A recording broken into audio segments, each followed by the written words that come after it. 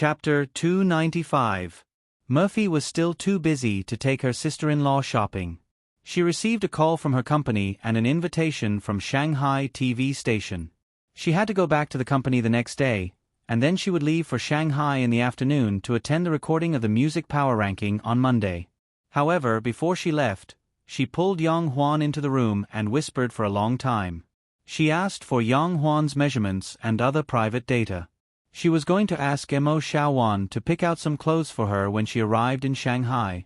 Yang Yi drove Yang Huan and she around the neighborhood in the morning to familiarize her with the surroundings.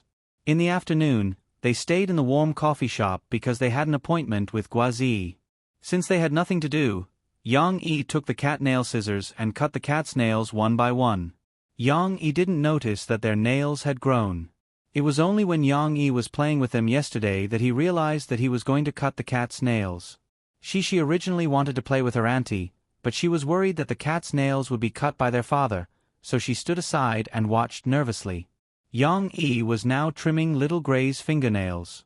The evil Shido had already been dealt with. It was now walking unsteadily, trying its best to adapt to the state after trimming its fingernails. Little Gray wanted to escape when it saw that the situation was not good, but in the end, it was caught by the poop picker. Yang Yi clamped Little Gray between his legs. Unable to struggle free, Little Gray's face was filled with panic and fear as it meowed and begged for mercy. Cece, who was standing at the side, watched as her father pulled up one of Little Gray's claws and gently pressed it with his thumb and index finger, fully exposing Little Gray's nails. The little girl worriedly said, "Papa, can you not use too much strength? Xiao Gray will hurt." Xiao Gray didn't do anything wrong. Yang Yi turned to look at the sad little girl and said with a smile, "Daddy is cutting its nails, not punishing it." She, do you know that kittens' nails are too long? It's also a kind of harm to themselves. For example, when they play, their nails will get stuck on the curtains or the carpet. It's very dangerous. She nodded in confusion. All right then. Be careful, Papa. Little Gray will hurt. In fact, just like humans, as long as you control the length of your nails, you won't hurt them. If one looked closely, the cat's nails were divided into two parts. One part was white, and the other part was connected to the body. It was pink, and there were many nerves and blood vessels in it. Therefore, if one were to cut it, they could only cut off the white part. While Yang Yi and she were cutting the nails of the kittens, Yang Huan, who was not very interested in cats, chatted with Ding Xiang. Of course, she didn't want to disturb Ding Xiang's work. When there were guests, she didn't stay idle. She helped Ding Xiang wash the cups, record the bill, and do other things that she could. Sister Ding Xiang, I didn't know your family was like this. Compared to you, our family is much happier. Although we are very poor, at least we have parents, Yang Huan said with emotion. Under Yang Huan's relentless questioning, Ding Xiang couldn't resist and told her family background. She didn't tell Yang Yi in detail. Only Guazi knew a little about it. Then I have to ask my brother to give you a higher salary. You see, he's now a hands-off boss. He's letting you do everything. Yang Huan defended Ding Xiang. Don't. Huan. It's not like that. Brother Yang has already taken good care of me. I don't have to attend classes or exams. Brother Yang also gives me a high salary, Ding Xiang explained quickly. How much? Yang Huan was curious. Ding Xiang blushed and told her the specific number shyly. So much. Yang Huan was surprised, but she didn't think that Ding Xiang was not worth it. She said with a smile, Sister Ding Xiang, teach me how to make coffee. I found that working in my brother's shop is much more cost-effective than working outside. My classmates only earn 2,000 to 3,000 yuan a month. But don't worry, I won't steal your job. Yang Huan was worried that Ding Xiang would think too much. She took Ding Xiang's hand and murmured, My brother is so nice. He will definitely be willing to hire us to work together. Guazi came with his director, Senior Du. Maybe it was because Guazi had told Du Yuanlei about Yang Yi's great achievements, but she still acted respectfully and handed her script to Yang Yi with both hands. Let me take a look at your script first. Yang Yi smiled at Du Yuanlei and said, "But I have a question that I want to confirm with you in advance. Do you want me to modify your script based on the original? Or do you want me to use your ideas to rewrite the story?" Du Yuanlei was more inclined to the former. After all, it was her own work. But after this period of shooting, she began to lose confidence in her script little by little. So she gritted her teeth and said, "Both are fine. Ms. Yang, please give us the best suggestion after you read the script." "Wait a minute." Yang Yi asked her to sit opposite him and began to read her script. At this time, Yang Huan came over with a cup of coffee and handed it to Du Yuanlei. She smiled and said, "Please enjoy." "Where is mine?" Guazi shouted. Yang Huan rolled her eyes. "I'm not serving you. If you want a drink, go get it yourself." Guazi followed her helplessly. "Yang Yi's sister, you can't take revenge on him. Isn't it just calling you little sister?" Guazi couldn't bring himself to call a girl who was only in her second year of high school sister, so he had been skirting the line. "Humph." Yang Huan ignored him and walked to Ding Xiang, swaying her ponytail. Yang Huan had already untied her big braid. In fact, it was Yang Huan's mother who had tied it for her. In Yang Huan's mother's opinion, a girl with such a hairstyle looked more dignified and beautiful. However, Yang Huan had experienced the strange looks of others along the way, so she knew that people outside had different aesthetic standards. So after chatting with Murphy for a while yesterday, she changed her hairstyle under Murphy's persuasion. Murphy also wanted to take her to get a perm and hair treatment, but Yang Huan couldn't accept it for the time being. Ding Xiang saw Guazi coming over and serving him coffee. Guazi immediately flattered her happily. "Sister Ding Xiang is the best." Yang Yi's sister. Guazi didn't go back. He didn't feel comfortable sitting with Du Yuanlei, so he decided to play here. After taking a sip of coffee, he said awkwardly, "What?" Yang Huan said unhappily, "Let me tell you, an innocent girl like you who just came out of the village doesn't know the evils of the world. If you meet those smooth-talking men, you'll be at a disadvantage." Guazi said, shaking his head. Actually, he wanted to say, "Why don't you call me brother, and I'll impart some of my experience to you." However, Yang Huan didn't plan to play by the rules. She chuckled. "What kind of disadvantage?" It's just that some people think that you're easy to fool, so they come to you and cheat you of your feelings." Guazi was caught off guard. Fortunately, he was quick-witted enough to cover it up. Yang Huan walked out from the bar and smiled brightly at Guazi. "Come, show me what they'll do." Chapter 296. Ha!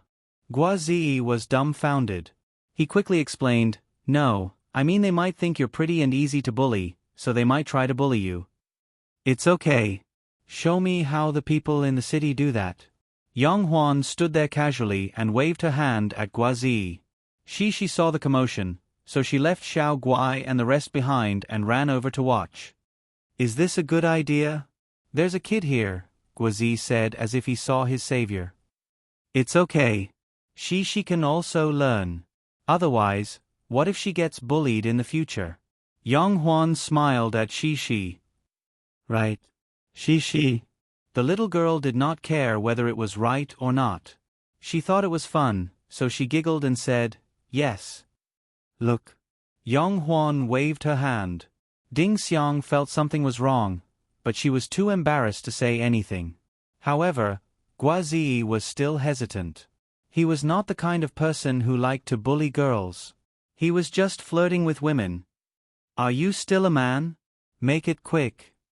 Yang Huan goaded him. How could he tolerate that? Guazi clenched his teeth and walked behind Yang Huan. Yang Huan did not turn around.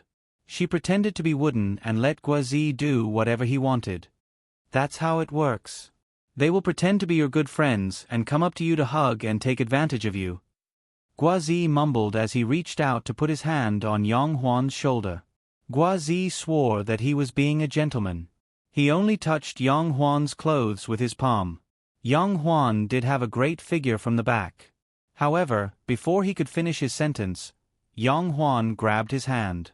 Before he could feel the softness of Yang Huan's hand, his leg was swept away by Yang Huan. He lost his balance and turned around uncontrollably. When he came back to his senses, Yang Huan had already pinned him to the ground like a criminal. His arms were locked behind his back. Guazi's mind was still a little slow as he called out. However, bang! A fist the size of a persimmon smashed down and landed on the floor beside him. The wooden floor was smashed with a dull sound. At that time, the fist was less than a centimeter away from Guazi's face. If there had been a BGM, it would have been complete silence. Then, a cold electronic voice rang out. It was understood under this moment. He underknew, he underfucked under. At that moment, he knew he was done for. Spare my life, heroine. Guazi finally remembered that Yang Yi was so good at fighting. How could his sister be a weak woman who could be bullied? He turned his head as he begged for mercy in a trembling voice. However, on the other side, he couldn't raise his head to look at Yang Huan. He just happened to see she squatting down and looking at him curiously. Guazi wished he could find a hole to crawl into. How embarrassing. Call me Sister Huan and I'll let you go, Yang Huan said proudly. Sister Huan. Guazi accepted his fate. Yang Yi let go of him and patted the dust off him. Actually, she didn't do that because Yang Yi and Ding Xiang were very hygienic. Little Gua, Sister Huan will take care of you in the future. Yang Huan said with a smile. It was the first time she had a follower. In the past, Yang Huan was disciplined by her father at home and always behaved like a good girl. She didn't dare to cause trouble at school. Now that she came to Yang Yi's place and Yang Yi didn't take care of her, Sister Huan was free to do whatever she wanted. However, Guazi was not proud of it.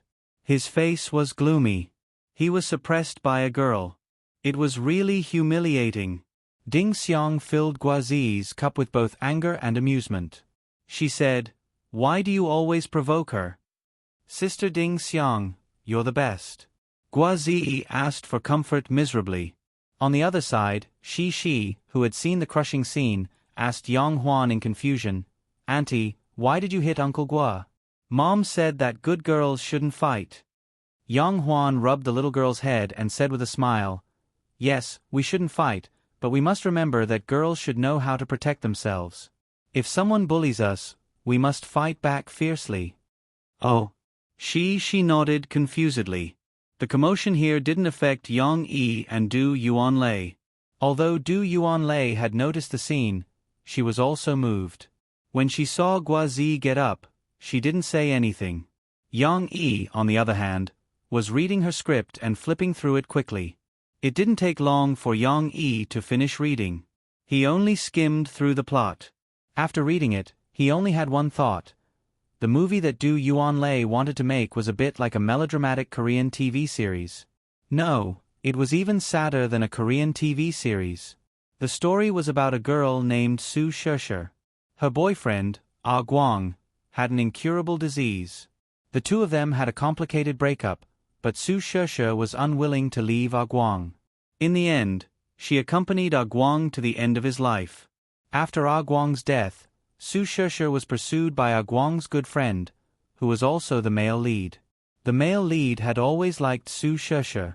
Now, he was willing to replace Ah Guang to take care of Su Sheshe for the rest of his life. However, Su Sheshe's heart was still filled to the brim with Ah Guang, and there was no room for anyone else. Even if the male lead was really good and took care of her in all aspects, he was meticulous in every detail. Most of the movie's plot was in this aspect, and it was a bit like how Wang Xiaojian treated Huang Xiaoxian in Heartbreak 33 Days. However, Du Yuanlei didn't want them to be together. Therefore, Yang Yi couldn't help but ask the question that Guazi had asked before, "What's the theme of this story?"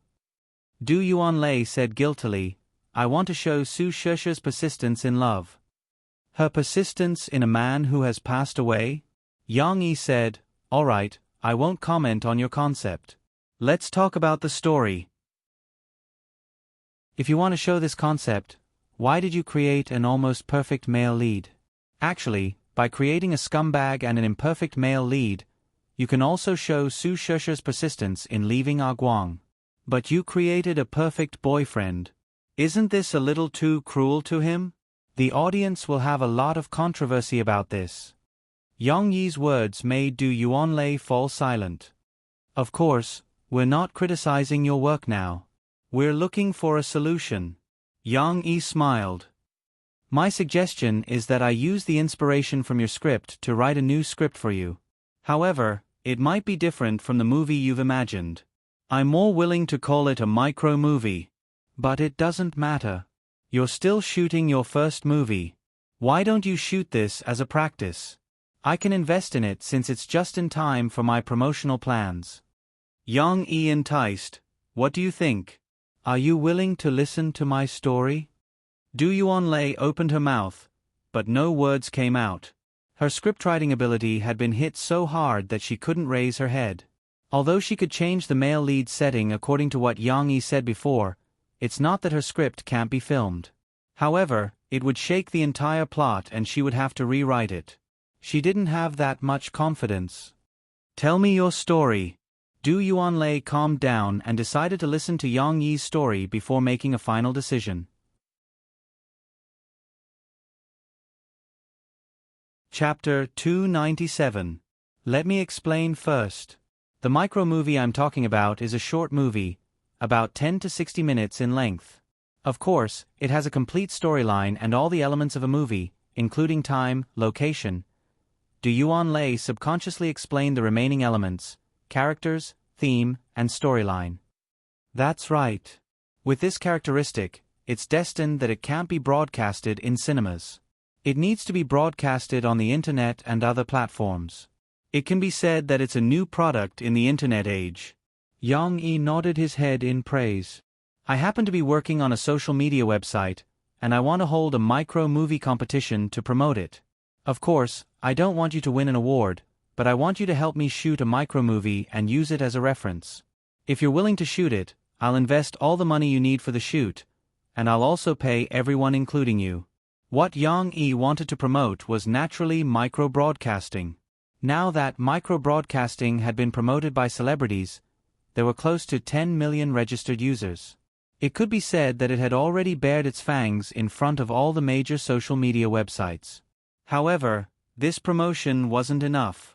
If Yang Yi's sudden idea could be realized, he could launch a small video website like Quick Shots. This kind of website didn't need to be as big as YouTube. It only needed to adapt to the logic of micro-broadcasting and support the growth of micro-broadcasting. Of course, Du Yuanlei still wanted to hear Yang Yi's story. Ah Guang is a singer-songwriter who graduated from a piano major. His girlfriend, Su Sheshe, was also a piano major. However, when they first entered society, their careers were difficult. Su Sheshe lived at home, while Ah Guang lived in a small rented house.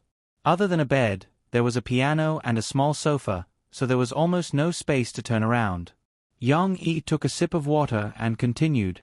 Su Sheshe often came to Ah Guang's house to play. Ah Guang, who was dumb and didn't know how to talk, could only accompany Su Sheshe to watch TV and read books. Su Sheshe would also accompany Ah Guang to listen to him play the piano and compose. The story of the two instantly attracted Du Yuanlei's attention. Just the setting alone was enough to make Du Yuanlei feel that it was very interesting. There are many interesting things between them. For example, when Ah Guang was a little fat, the two of them were watching Shi's bedtime stories. Yang Yi scratched his head and smiled awkwardly. "Oh right, that book was written by me, and I also did a small promotion." Du Yuanlei had no reaction to this. She looked at Yang Yi closely, waiting to hear the rest of the story. Su Sheshe, Su, Ah Guang, Ah Guang, Ah Guang, Ah Guang, Ah Guang, Ah Guang, Ah Guang. Su Sheshe's Guang thought, Su Sheshe's just a joke. In fact, Su Sheshe was just teasing him. Deep down, she still liked Ah Guang. Although Ah Guang was fat, he was very talented. Although Ah Guang wasn't good with words and didn't know how to be romantic, he would take care of Su Sheshe. Of course, all these aspects will be reflected through the details of the story. Now, I'm just going to talk about the general plot. Yang Yi said. Du Yuanlei gently nodded her head. She was already intoxicated by the story. One day, Su Sheshe was lying on the sofa with her legs crossed, listening to Guang struggling to compose. Suddenly, she stood up and interrupted Guang's messy playing. Then, she pressed a set of melodies on the piano. Although it was just her sudden naughtiness, this set of melodies unexpectedly enlightened Guang. His inspiration surged, and according to this set of melodies, it didn't take long for him to compose a song. Yang Yi chuckled. This song is very beautiful. I can play it for you later. Continuing with the story, Su Sheshe wanted to move out of her house and asked Guang to help her move. The two of them were panting in their new house, and Guang clumsily peeked at Su Sheshe. That night, they sat together and watched a soap opera. Su Sheshe was crying her eyes out, and Guang didn't know how to comfort her. Su Sheshe saw him like that and asked him, "What are you looking at?" But Guang just stared at her blankly, thinking that her tear-stained face was very beautiful. Then, it was a kiss that was not suitable for children. But when they parted their lips, they realized that their lips were red as if they had smeared blood on them. Su Sheshe thought that Guang was angry because of a kiss, so she wiped his nose and giggled. However, the one who had a bleeding nose was Su Sheshe. She was laughing and bleeding at the same time. When Guang saw this scene, he hurriedly sent Su Sheshe to the hospital for a checkup. Du Yuanlei clenched her fists nervously.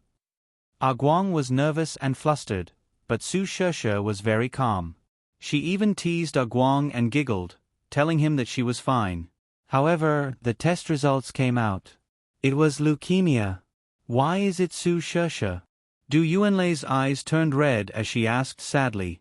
She didn't know what memories Yang Yi's story had triggered in her, or perhaps, Du Yuanlei had already put herself in Su Sheshe's shoes. Facing Du Yuanlei's doubts, Yang Yi helplessly explained, "It's just a part of the story. Guang still needs to perform. Moreover, when a female character is sick, it's more infectious." This explanation wasn't convincing enough, but Du Yuanlei still adjusted herself. After all, she was a professional director. "I'm sorry.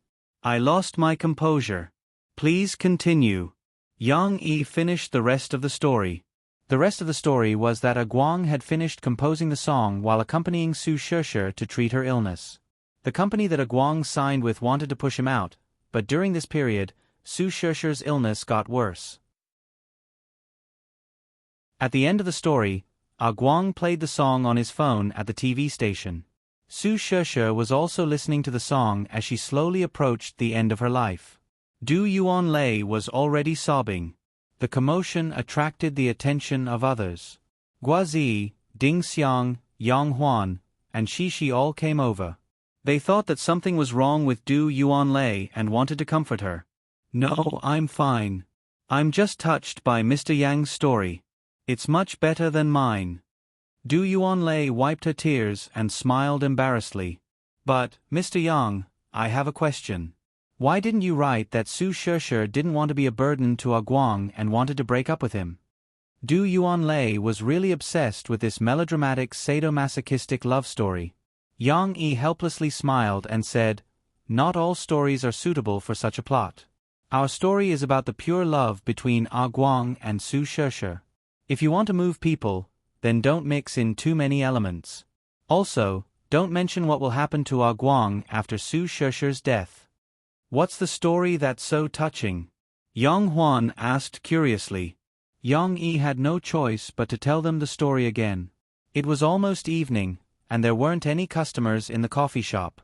Ding Xiang also stayed to listen to the story. In the end, the girl's eyes were brimming with tears. Fortunately, she was already taken away by Xiao Guai. Guazi was also a sensitive person. He didn't pay attention to the kissing scene. Instead, his eyes turned red and he said, "Big brother Yang, why did you write Su Sheshe to death? If anyone is to die, I should be the one to die first." Yang Yi rolled his eyes and ignored him. "Oh right. This story should be accompanied by this song." Yang Yi stood up excitedly and walked to the piano. "Let me sing it for you."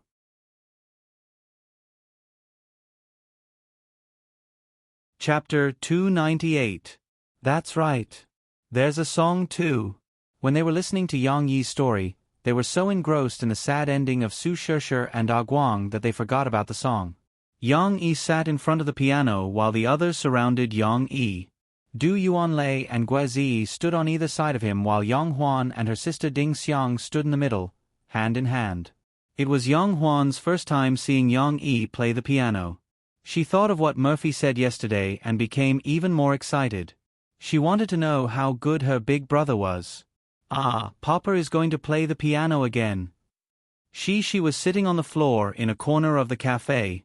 Little Guai was lying in her arms lazily as she stroked its fur. It was so comfortable that it closed its eyes.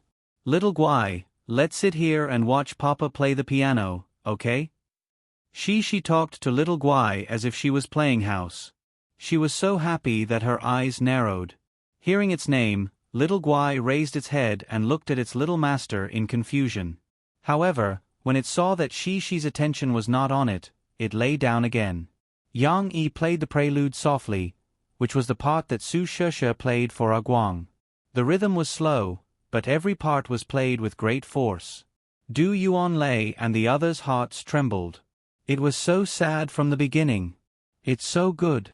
Yang Huan looked at Yang Yi's skillful playing and was so surprised that she could not close her mouth. The prelude was short. Yang Yi played the piano softly and hummed affectionately, "I don't know how long it has been since I heard you tell me your favorite story." Why was the first sentence so heart-wrenching? Although it was nice to hear, Du Yuanlei couldn't help but tear up when she thought of the story Yang Yi had just told her and Su Sheshe who was lying on the hospital bed and gradually letting go of her hand. "Maybe you won't understand, but ever since you said you loved me, my sky and the stars have lit up." The lyrics were beautiful, but the story was too sad. Yang Yi succeeded in making Ding Xiang cry. Guazi wasn't any better. Although the little fatty didn't cry like a girl, his eyes were also red as he handed tissues to Ding Xiang and the others. "You have to believe that we'll be like those fairy tales where happiness and happiness are our endings. We'll write our endings together." Yang Huan did not care how well her brother sang the last line. She could not help but feel sad for Su Sheshe's condition in the story. "Brother, why don't you write that Su Sheshe's leukemia has been cured? With the medical technology now, perhaps she can be saved. Su Sheshe's death is too pitiful." Yang Yi complained after Yang Huan finished singing. Yang Yi retracted his hand and smiled bitterly. Huan, stop fooling around. This isn't a fairy tale." After they calmed down, Yang Yi continued to talk to Du Yuanlei about the short film. "What do you think of the story? If it's successful, I'll write the script. Then, apart from the money you need to invest in the film, I'll also give you 100,000 yuan as a salary. I want to be in this film," Du Yuanlei said firmly. "But I hope to have the rights to produce it independently. I don't need a salary, but whether it's the casting or the filming process," Du Yuanlei hesitated for a moment before she continued, "you can make suggestions, but I hope that I have the right to make the decision." Yang Yi smiled. "Of course, that's not a problem. I'm not interested in these things. At most, I'll go and watch the show and watch the process of you making a movie. I won't criticize your work." He always believed that professional work should be left to professionals, and he naturally wouldn't do anything that was annoying. But the male lead has to be Guazi, right? After all, he's still the same old Ah Guang. Yang Yi finally thought of Little Fatty. Of course. Guazi's acting is pretty good. Furthermore, isn't there a line in your song, "You can't be my prince"? His fatness just so happens to form a sharp contrast, and only then can the self-deprecating meaning of this sentence be reflected. Although Du Yuanlei was deeply touched, she listened attentively to Yang Yi's description and remembered all the details in her heart. In fact, it wasn't just Guazi. Du Yuanlei also wanted Qin Wen to be her female lead and use the same cast as before. They had gone through trials and tribulations together. Now that they were rich and powerful, Du Yuanlei couldn't turn her back on her.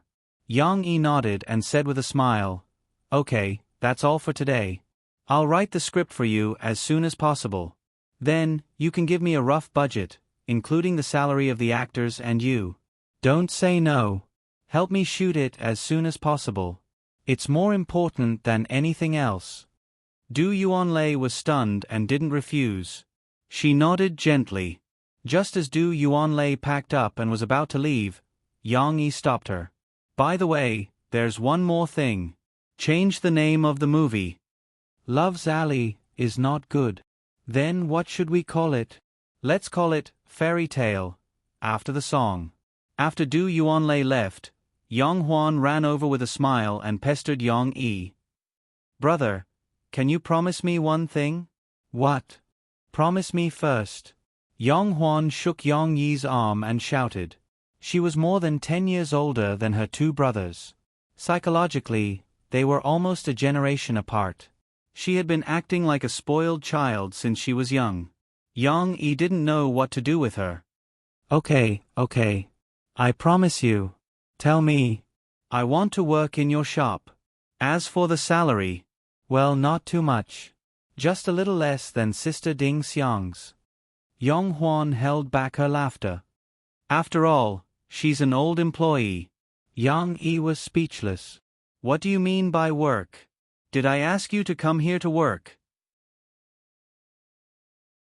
I asked you to come here because I want you to study hard and get into a good university in the future.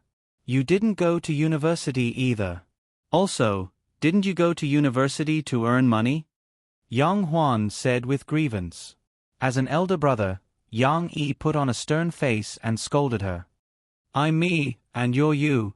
Who told you that you went to university to earn money? Going to university is for you to shape a good worldview, for you to have a good foundation of knowledge, and for you to have excellent connections. Yang Yi couldn't help but sigh. I opened a coffee shop behind the university. When I see the university students, I envy them and feel sorry that I didn't have such a carefree time. I'm old now, and I can't go back to the past. But you're different. I don't want you to have regrets like I did. Yang Huan rolled her eyes and said, But if you ask me to go back to university now, I can't stay there. Why don't you let me stay here? I can help you and also learn from Sister Ding Xiang. Sister Ding Xiang's grades are very good.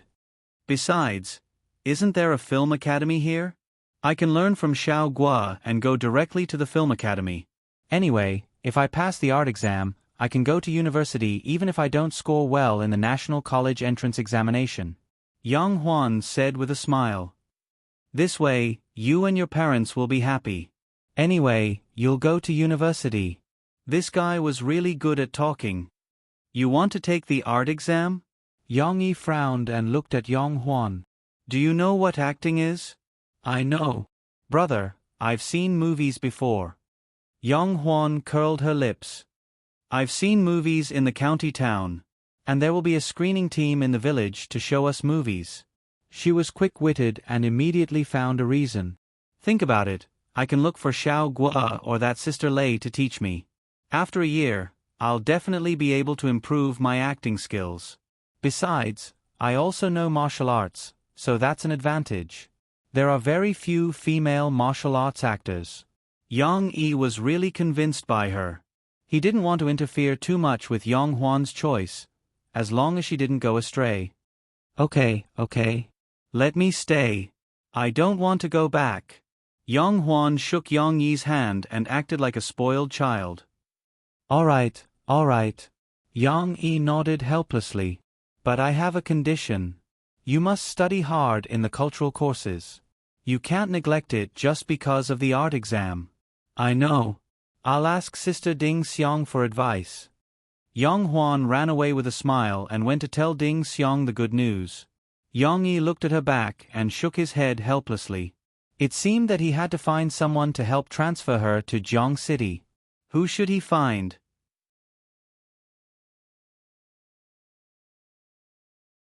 Chapter 299. Come to me. Guazi, Ding Xiang, and Yang Huan were close in age and had formed a small circle. They were even closer to each other than Yang Yi. After all, Yang Yi didn't hang out with them all the time. 2 days later, when they were chatting again, Yang Huan mentioned that Yang Yi was looking for connections to help her transfer her student status. Guazi's eyes lit up and he volunteered. He wasn't trying to please the crowd.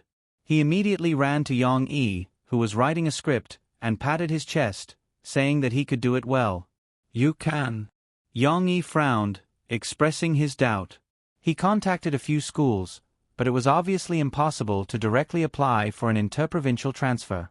Yang Yi, who had hit a wall, was ready to go to Lanzhou Kai for help. Of course. At this time, Guazi realized that he hadn't told Yang Yi about his family background. He scratched his head awkwardly. Brother Yang, you don't know, right? I forgot to tell you that my father is a leader in Jiangqing City.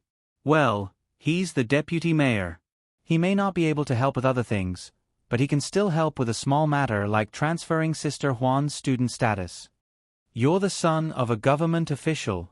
Yang Yi looked at Guazi in surprise. He realized that he had misjudged him. This guy didn't have any value as a son of a government official. Guazi scratched his head embarrassedly and giggled. My father doesn't allow me to tell others. He says it's bad for the influence. Guazi was actually quite vague about it. He was too embarrassed to boast about himself. He was not only the second generation of an official, but also the third generation of an official. He was the second generation of a rich family. His grandfather had been an official before. His father used to be the deputy mayor in charge of discipline inspection. He had just been promoted to the executive deputy mayor last month. His mother's family was also in business. Although his mother did not do business, it was not a problem for her to give Guazi a few thousand yuan of pocket money every month. Don't ask me why I didn't give you tens of thousands. Guazi felt like he was going to cry if he talked too much about it. Yang Yi did not hesitate and entrusted this matter to Guazi. Yang Yi also didn't view Guazi in a different light just because he knew Guazi's identity. Whether it was in his previous life or in this life, this guy really didn't put power in his eyes. Seeing that Yang Yi was still as indifferent but not distant as usual, Guazi secretly heaved a sigh of relief. The reason why he didn't reveal his background was not only because of his father's control, but also because he was worried that if he revealed his background, their friendship would change. Just like before, Murphy shuttled back and forth between Shanghai and Beijing these days, trying her best to hit the charts for her new song. And First Dream also showed good momentum. Not only did it take the top spot on the Music Powerhouse chart and other charts, it also squeezed into the top 10 of the Copyright Organization's New Song Bestseller chart. After all, with Coming Across the Sea to See You as a foundation, many people were full of expectations for Murphy's new song. However, at this time, some discordant voices began to appear on some music websites. The melody of this song is good, but the lyrics are vulgar. Mu Xiong personally created this good song, but also destroyed it. Murphy should go back and sing her Coming Across the Sea to See You. What the hell is First Dream? It's terrible. It said that First Dream is the title song of Murphy's new album. Such a bad song, you can imagine the content of the album later. These bad reviews were like bamboo shoots after rain, unknowingly occupying the vision of the fans. Although some fans who liked this song fought back, there were too many posts, and they were almost randomly repeating the content. When they were refreshed, it would more or less affect some fans' understanding of the song. The more influential ones were actually not these music websites, but the music review sections of some music magazines. Not only did Lu Shifeng jump out to attack Murphy's new song, but there were also a few well-known music critics who gave very bad reviews. The scary thing was that they had substance to their words, saying nonsense in a serious manner. First Dream is a poison under the banner of chicken soup for the soul. It conveys a wrong idea. It's not wrong to persist in your dreams, but you shouldn't be stubborn. Research shows that 90% of people have a wrong understanding of themselves. If you want to succeed, you need to constantly change, and not be unrepentant. The sudden bad reviews made Murphy a little confused when she heard the news. Sis, did you offend someone? Mo Shaowan asked her privately. This time, it shouldn't be Sister Ling's people who did it. They have no reason to do so, so it could only be an outsider. But how could Murphy think of who she offended? Mo Xiaowan could only attribute this matter to someone being jealous. This was also something that could be expected. After all, Mo Fei, whose popularity had dropped drastically, had taken the first place on the new song best-selling list with just one song, Coming Across the Sea to See You. Naturally, some of the A-list singers behind her were not convinced. Fortunately, the people in Tianmei's public relations department were not to be trifled with. They all took action, found people to delete the posts, found some respected seniors to support First Dream, and tried their best to reverse the bad situation caused by the bad reviews. But because of their negligence and lack of preparation, the impact was still there. First Dream had a strong momentum at the beginning, but because of the bad reviews, the sales stagnated after rushing to the top 10, and even slipped one place, almost falling out of the top 10. This didn't affect Murphy too much. After she returned to Zhongqing, she continued to prepare for the release of her new album in January next year. The 2 songs were almost done, so the fans' appetites couldn't be kept in suspense for too long. In Yangcheng, Fu Jun, who had already started the first round of financing, suffered a setback. At the beginning, the financing signal from Sahara attracted a lot of attention. In addition to the big boss of Golden Age Records in Harbor City, Chairman Cui, there were also many investment banks eyeing him covetously. However, they were shocked by the price tag that Fu Jun put out. The first round of financing offered 6% shares, and Fu Jun gave them an expected value of 200 million. Although there was room for negotiation, some investment bank managers felt that Fu Jun was toying with them. 200 million for 6% shares. Do you think your company is a gold nugget? Why don't you go rob a bank? A grumpy manager's face changed directly.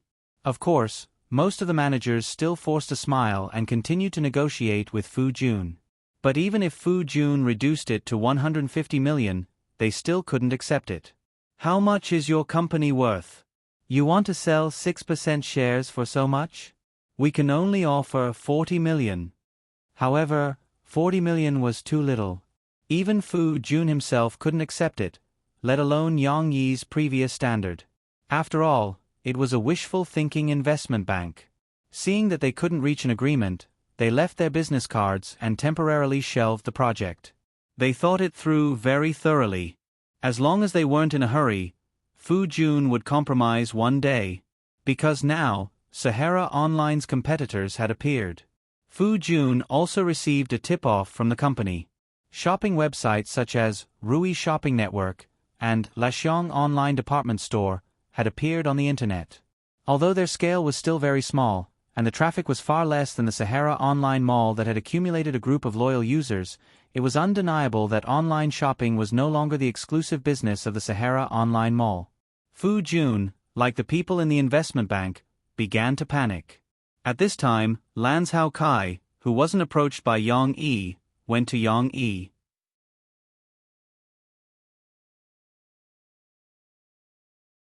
Chapter 300. Lan Zhao Kai invited Yang Yi out to drink tea in a private club that he had a stake in.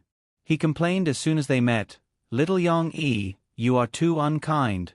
You whetted my appetite that day, and then left it unsettled. If I didn't ask someone to do a business investigation and happened to see your name, I wouldn't have known that you have such a big business." Yang Yi froze for a moment. He knew that Lan Zhao Kai was doing an investment investigation of internet companies, but he didn't expect his company to be on the list he got. Yang Yi didn't want Lan Zhao Kai to know before because he was worried that he would doubt his motives. But he didn't expect the consulting company to recommend him to Lan Zhao Kai. It's really fate, it's wonderful. Sahara Online Mall? Yang Yi asked. Lan Zhao Kai showed a surprised expression. Sahara is also yours? Isn't that the business of a boss named Fu something? The consulting company first asked him to invest in Sahara Online Mall, and Lan Zhao Kai also entrusted the investment bank to negotiate with Fu Jun, but Fu Jun's price was a bit high. Lan Zhao Kai thought that Fu Jun was playing him for a fool, so he didn't follow up. I'm just a small shareholder in it, but if you're not referring to the Sahara Online Mall, then what are you referring to? Yang Yi smiled awkwardly. Micro-broadcasting. Lan Zhao Kai said with his eyes wide open. Yang Yi really didn't expect that micro-broadcasting, a product that was still in its embryonic form, would be taken by a consulting company. It seemed that he couldn't underestimate the vision of the world's elites. Micro-broadcasting did have a certain influence now. There were tens of millions of registered users, and the actual users were about 1 million. Because of the increase in investment, Yang Yi now began to let Mao Peifu start to set up a company, integrating micro-broadcasting and Facebook into one company. The company name was registered, and it was called Backwave Technology Company. The people in this world might not understand the meaning of the new generation, but Yang Yi knew that the new generation would replace the old. This company would be the last generation on the beach. On the road to formalization, Yang Yi naturally wanted to hire a professional manager to helm the new generation. After the company was set up, Mao Peifu would retire to the second line and work as a human resources manager while learning. It had to be said that Mao Peifu was indeed a very good management talent, but she still lacked some experience in the operation of a big company. Yang Yi let her take a step back in order to advance, because he wanted to focus on training her. If in the future Mao Peifu showed the level that Yang Yi wanted to see, Yang Yi might let her go further. Moreover, Yang Yi did not go back on his promise. He signed a new contract with Mao Peifu, who had done a lot of work in the early stages, for a period of 4 years. If Mao Peifu still held an important position in Backwave after 4 years, Yang Yi would give her 3% of the original shares as a reward. That was a lot. Now that Lan Cao Kai wanted to invest in Yang Yi's micro-broadcasting, he didn't know about the establishment of the new generation. My investment advisor suggested to me to acquire micro-broadcasting because social networks have great development potential. But since it's your company, Little Yang, I won't do that. If there's money, let's earn it together. Lan Cao Kai laughed heartily and said, I'll give you the funds, and you can speed up your development. What do you think? Lan Cao Kai used a negotiating tone. Clearly, he didn't want to let this matter affect their relationship with Yang Yi. However, Yang Yi frowned and said, Big Brother Lon, I'll tell you the truth. Micro-broadcasting is actually not a profitable business. Whether it's in the early stages or the later stages, it requires a continuous investment of funds. And in terms of income, I haven't thought of a particularly good profit model. Of course, regarding the profit model, Yang Yi still had some ideas, but he wasn't wrong. Micro-broadcasting was indeed not profitable. Even for Slagwave in his previous life, it took more than 5 years to turn its losses into profits, and the secret to turning its losses into profits was that it had seized the economic opportunity of short videos and live streaming as the carrier of internet celebrities. Although Yang Yi's micro-broadcasting could be sold at a good price in the future, the main purpose was really not to make money. So, instead of investing in micro-broadcasting, why don't you invest in Sahara? This online mall is currently the largest online shopping platform in the country, but this market is far from being fully developed. Think about it. There are more than 1 billion people in the country. If 1/10, which is about 100 million people, shop on Sahara, how terrifying would the cash flow be? Yang Yi pointed out the core of Sahara's online mall's profit model with a single sentence. That's right, Sahara's single product gross profit would not earn as much as the current online shopping platforms, but it could use the product's low price advantage to attract more customers and harvest more orders. The higher the sales volume, the lower the cost of purchasing goods and the longer the checkout period. The accumulated cash flow would allow them to do more things, such as making investments that could earn them money quickly. However, Yang Yi temporarily limited Fu Jun's approach.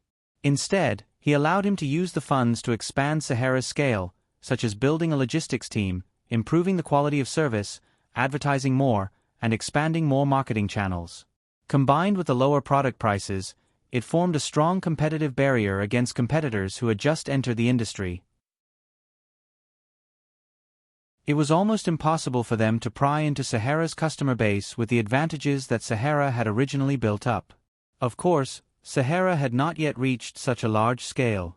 After all, online shopping was still a new thing, and many users were still observing. Therefore, Lan Cao Kai had some doubts about Yang Yi's statement. Can there be 100 million people participating in it? Is the country so rich now that everyone can afford to go online? Of course not now, but we're looking at the future. Right now, we need to firmly grasp the existing market in our hands. In the future, with the development of the times, the cost of going online will become lower. In addition to the popularity of the mobile internet I told you about, online shopping will become as common as eating and drinking. At that time, Sahara will truly become a behemoth in the internet industry.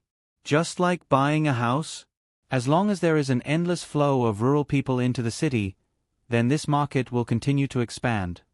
Lanzhou Kai continued this logic from another perspective. That's right. Yang Yi nodded. Therefore, compared to my micro-broadcasting, this Sahara is more worthy of Big Brother Land's investment. Now, Yang Yi had thought it through. Since Lanzhou Kai had mentioned it, and he and Fu Jun also wanted financing, then why not pull Lanzhou Kai in? If there was money to be earned, it would be better to keep the goodies within the family. However, Lanzhou Kai was still a little hesitant. But Boss Fu is asking for a lot of money now. My consulting company gave me the data. This company's market value is at most 200 million, but he wants 100 million from me for just 6% of the shares. Isn't this a little too much? Big Brother Lon, do you know how much this company was worth half a year ago? Yang Yi asked Lanzhou Kai. How much? Lanzhou Kai really did not know. Less than 10 million. Yang Yi smiled slightly. And this includes many investments in real estate. In the early days of Sahara Online Bookstore, Fu Jun had indeed been ambitious to make a name for himself. Therefore, whether it was the company's office building or the warehouse for goods transfer, he had invested a lot in both. Don't underestimate these investments. Even if he pulled out of this project, selling off these real estate assets that were still appreciating would still allow him to recoup his capital. Even so, in half a year's time, or rather less than half a year's time, 10 million had turned into a company worth 200 million. This development speed was shocking enough. Big Brother Lon, this is Fu Jun's private number. You can go back and discuss it with your investment consultant again to see if this investment is worth it. Seeing that Lanzhou Kai was a little moved, Yang Yi did not try to persuade him anymore. He smiled and said to Lanzhou Kai, "What Sahara needs now is to seize the opportunity. If you can complete the financing earlier, I believe that with its development speed, you will be able to recoup your capital very soon." Lanzhou Kai naturally would not make a decision based on Yang Yi's one-sided words. Lanzhou Kai needed to handle a business deal worth hundreds of millions carefully. Even if they were blood brothers, he still needed to settle accounts clearly. It was not impossible for him to hire a consulting company to do a more detailed investigation later on.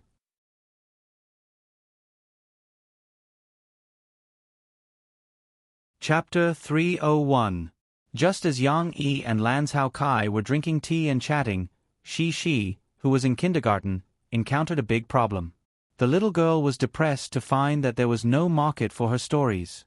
She actually liked to tell stories to her friends and enjoy the admiration of her friends.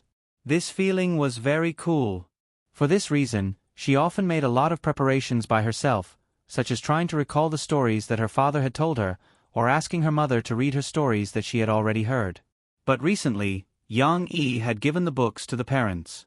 Shi's friends could hear the full version of the story from their parents. Naturally, Shi's repetition was not as popular as before. Today, when Shi wanted to tell her friends the story of Pinocchio, Chan Shiyun shouted, "I have heard this. My mother read this story to me yesterday." Lon Xin, who had always been against Chan Shiyun, nodded in agreement. "I also remember that if he lies, his nose will grow longer." The chubby little girl giggled and gestured with her hand on her nose. Shi, I want to hear a new story." Young Luochi took Shi's hand and whispered, "But how could she have a new story? Journey to the West was so long that she couldn't remember it. Let's wait for Shi's father to tell us a story. Shi's father will be here soon." Nan Zhaoyu suggested. "I like Shi's father. I want to bring him my favorite chocolate. My father bought it for me abroad." Lon Xin said happily, "I can dance. Can I dance for Shi's father?" Young Luochi asked in a low voice. "Well, you all like my papa and don't like me anymore." She pouted unhappily. No, she, I like you. Nan Xiaoyu patted Shi's shoulder to comfort her. However, she nimbly dodged and giggled.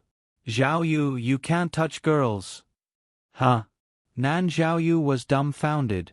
That's how my little aunt defeated Uncle Gua. She excitedly told the story of that day. In her vivid description, Guazi was like a villain who was thrown to the ground by Yang Huan. Yang Huan then gave Guazi a left hook and a right hook to beat Guazi up. The image of a super powerful heroine appeared spontaneously. Wow! Shi, is your auntie really that amazing? Even Nan Xiaoyu, who had been feeling a little wronged earlier, was dumbfounded. Chen Shiyun looked at her with admiration. Shi, I want to learn how to fight from your auntie. Even my father isn't as good as her. Chen Shiyun didn't know how she came to such a conclusion, but she was a heroine after all. Chen Shiyun also wanted to be such a powerful character. You can't fight. My mother said that we can't fight. Young Luoqi was a little anxious to persuade her. Yes. My auntie also said that we can't fight. But as a girl, you must protect yourself. Cici remembered this very well. Shi's auntie's story was even more wonderful than a fairy tale. Lan Xin, who had been fascinated by the story, quickly nodded. However, it was one thing for her to nod, but Nan Xiaoyu was also nodding in a daze. In order to prepare for the New Year's Eve party, Mr. Mu and Mr. Shen organized the children to rehearse the play Ugly Duckling in the afternoon. After a few days of constant experimentation and substitution, each child finally had a fixed role. Shi was chosen to play the ugly duckling in the early stages because of her good memory. Yang Luoqi was chosen to play the white swan that the ugly duckling turned into in the later stages because of her beautiful appearance. Chen Shiyun was more interesting. She was chosen to play the hunter role that she wanted. Although she didn't have any lines, she looked very cool carrying a plastic gun. Rehearsals were very torturous, especially when communicating with these 4-year-old children and teaching them how to act and how to move. It wasn't a particularly big challenge for them to remember these things. The big challenge was that every time they rehearsed, the children sitting around who didn't have any lines for the time being would laugh and twist around. Their laughter would embarrass the children who were rehearsing, and they wouldn't know how to act. Hey, I'm so tired. I want to take a rest here. Cici, on the other hand, was very serious in her rehearsal. She was the one who was least affected by the side of the stage. She tried her best to run over and squatted down beside a few children who were holding up grass signs while reciting her lines. Although the little girl couldn't put on a very professional expression, her seriousness was enough to make her the best performer among the children. At this moment, Nan Xiaoyu and another boy who was playing the role of a wild duck ran over. However, their swaying posture caused the children beside them to burst into laughter. This made Nan Xiaoyu and the others forget their lines. You two want to ask who Ugly Duckling is? Mr. Shen had to remind them. Ugly Duckling, who are you? Nan Xiaoyu quickly asked. Mr. Shen didn't know whether to laugh or cry. He interrupted again and said, If you're not Ugly Duckling, who are you?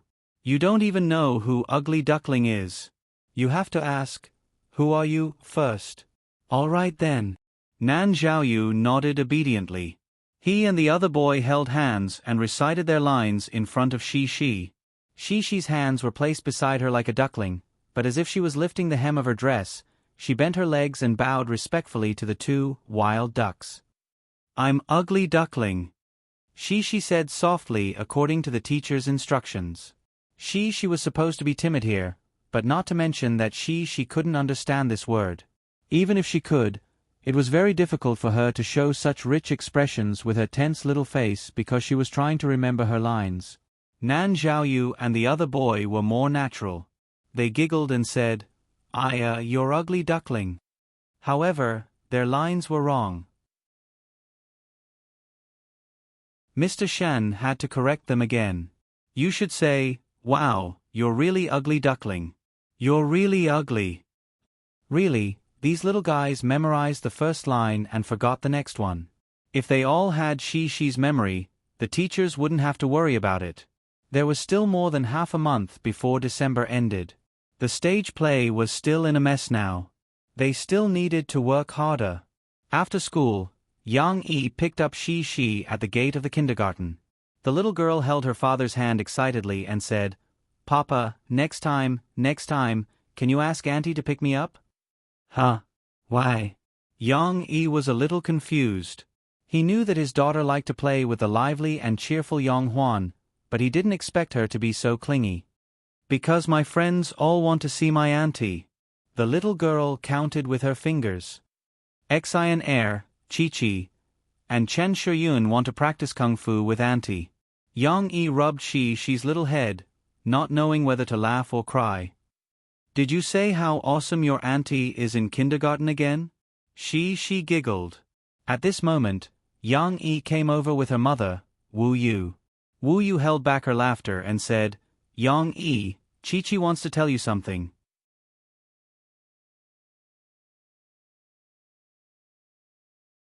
Chapter 302. When she saw young Luoqi, she seemed to think of something. She smiled happily, took her father's hand, and jumped and cried, "Papa, I know what Chi is going to say." Wu Yu stopped her with a smile. Shi, don't say it first. Let Chi do it." She also explained to Yang Yi, "I just want her to have some courage. This child's character is too weak." Yang Yi smiled understandingly. He looked at young Luoqi, who was hiding behind her mother shyly. She was always so shy when she greeted him and Shi. She looked so much like Shi before she went to kindergarten. However, Shi was not so introverted. She was just afraid of strangers. Therefore, after the training in kindergarten, the little girl was much bolder now. In order not to make young Luoqi nervous, Yang Yi squatted down and looked at her with a smile. Under Wu Yu's encouragement, young Luoqi mustered up her courage, walked up, and said softly, "Uncle Yang Yi, can I come to your house to play on the weekend?" Yang Yi was stunned. He thought the little girl was going to say something. He smiled and said, "Of course, I don't have any plans this weekend. You can come over and play with Shi. He, Chi, I told you my papa would agree." Shi ran up happily and took young Luoqi's hand. The two girls laughed happily. Wu Yu then explained to Yang Yi that there was an English level exam this Saturday. Yang Gua was arranged to invigilate the exam, and Wu Yu had to go to school on the weekend. Wu Yu had signed up for an adult college, so neither of them had time to take care of young Luoqi. Young Luoqi had been saying, "Xian Er often goes to Shi's house to play." She looked forward to going to Yang Yi's house, so Wu Yu wanted to ask Yang Yi to take care of her daughter. Unlike Lan Xian, who often stayed at home all day, young Luoqi only came to play for half a day. After invigilating the exam, Yang Gua would pick up her daughter. "No problem. She is a little bored on the weekend. I'm happy to have friends of the same age to play with her," Yang Yi said with a smile. When they got home, she didn't go upstairs. After Yang Yi stopped the car, she couldn't wait to find Yang Huan in the back. The little girl in the down jacket looked bulging, but her long legs were still very fast. In the blink of an eye, Yang Yi could no longer see his daughter's figure. Yang Huan was also wearing a coffee shop uniform, talking and laughing with Ding Xiang at the bar counter. After coaxing and pestering, Yang Huan finally made Yang Yi compromise. She got the same uniform as Ding Xiang and started to become a coffee shop girl. She and Ding Xiang had complementary personalities. Ding Xiang liked to work hard and make coffee and cakes, while Yang Huan did not have the patience to grind coffee beans slowly. Although Yang Huan was learning how to grind coffee beans, they decided to work separately. Ding Xiang would work at the bar counter, while Yang Huan would serve the customers and serve the coffee to each table. Both Yang Huan and Ding Xiang liked this arrangement. Of course, they didn't have much to do most of the time, so Yang Huan would chat with Ding Xiang and pretend to study, asking Ding Xiang to teach her. After all, she had told Yang Yi that she didn't come to the coffee shop to help, but to study. Yang Yi was skeptical. He didn't have much experience in this area. He didn't know that these kids like to fool their parents with the excuse of buying a cell phone to study, not to use pesticides. Fortunately, after Ding Xiang was entrusted by Yang Yi, she often reminded Yang Huan to study and prepared learning materials for Yang Huan with all her heart. She even went through the high school textbooks and test papers of Jiangnan province and marked out the key points and difficulties. Little auntie, little auntie. Cici skipped over. Before she arrived, her clear and pleasant voice could be heard. She is back. Yang Huan couldn't help smiling when she saw her little niece. What's the good news today? You look so happy. It's not good news. I'm looking for you, auntie. Well, I want auntie to help Shishi. The little girl jumped on the round stool in front of the bar. What kind of help? Yang Huan asked curiously. That's right, auntie. Can you go and pick me up? My friends want to see you. Sure. But Shishi, you have to tell me first. Why do your friends want to see me? Yang Huan found it interesting. Because I told them that my auntie is the coolest. She raised her little head and said proudly. Cool. Yang Huan thought it was a good word. She smiled proudly and gave Shi a thumbs up. Good. You have good taste. At this time, Yang Yi came into the shop. He looked around and saw Du Yuanlei, who was waiting for him in the shop. He took the script and a USB flash drive in a brown paper bag from the bar. Yang Yi had been busy for a few days. He had written the script of the short movie. Because he wanted to expand the MV into a short movie of more than 10 minutes, he added some content and some dialogue. Of course, it was based on the original plot structure. Du Yuanlei had a class in the afternoon, so she had to come to pick up the script now. Yang Yi didn't send her an email directly because he had some details to tell her. Du Yuanlei looked a little strange. After Yang Yi finished, she took the script and said to him in a low voice, Mr. Yang, you are Mu Ziang, right? You know. Yang Yi looked at her in surprise. Yang Yi wasn't surprised that Du Yuanlei saw through his identity. In fact, he felt that Du Yuanlei's reaction was too slow. If Du Yuanlei were to open the script in the craft paper bag, she would definitely discover that the writer of Fairy Tale was Mu Ziang. Yang Yi was the scriptwriter, but Mu Ziang was obviously more famous in the industry. Yang Yi still hoped that the short movie could attract more people for micro-broadcasting. Du Yuanlei had her reasons for being slow. After all, she wanted to be a good director, so she didn't pay much attention to the news of the music industry. Moreover, Mu Ziang wasn't a singer, so he wasn't as famous. Didn't Guazi sing your song before? At the freshman party. Du Yuanlei said with a wry smile. Later, 1 or 2 record companies saw the CD we made at the party. They came to me and asked for your contact information. Du Yuanlei didn't have Mu Ziang's contact information. At that time, she didn't want to look for Guazi. Plus, she had been preparing for her own movie. She was so upset that she just sent those people away. After listening to your fairy tale, I remembered it when I went back, Du Yuanlei said. Yang Yi nodded slightly. He didn't care too much and said with a smile, since you know, then continue to keep it a secret for me in the future. I don't have any plans to debut.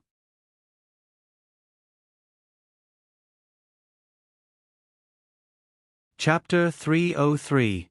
Mo Fei only accepted an exclusive interview with a fashion magazine today, so she came back early.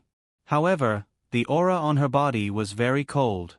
Although she still tried to smile at Yang Huan, Yang Yi, who knew her like the back of his hand, could see that she was not in a good mood.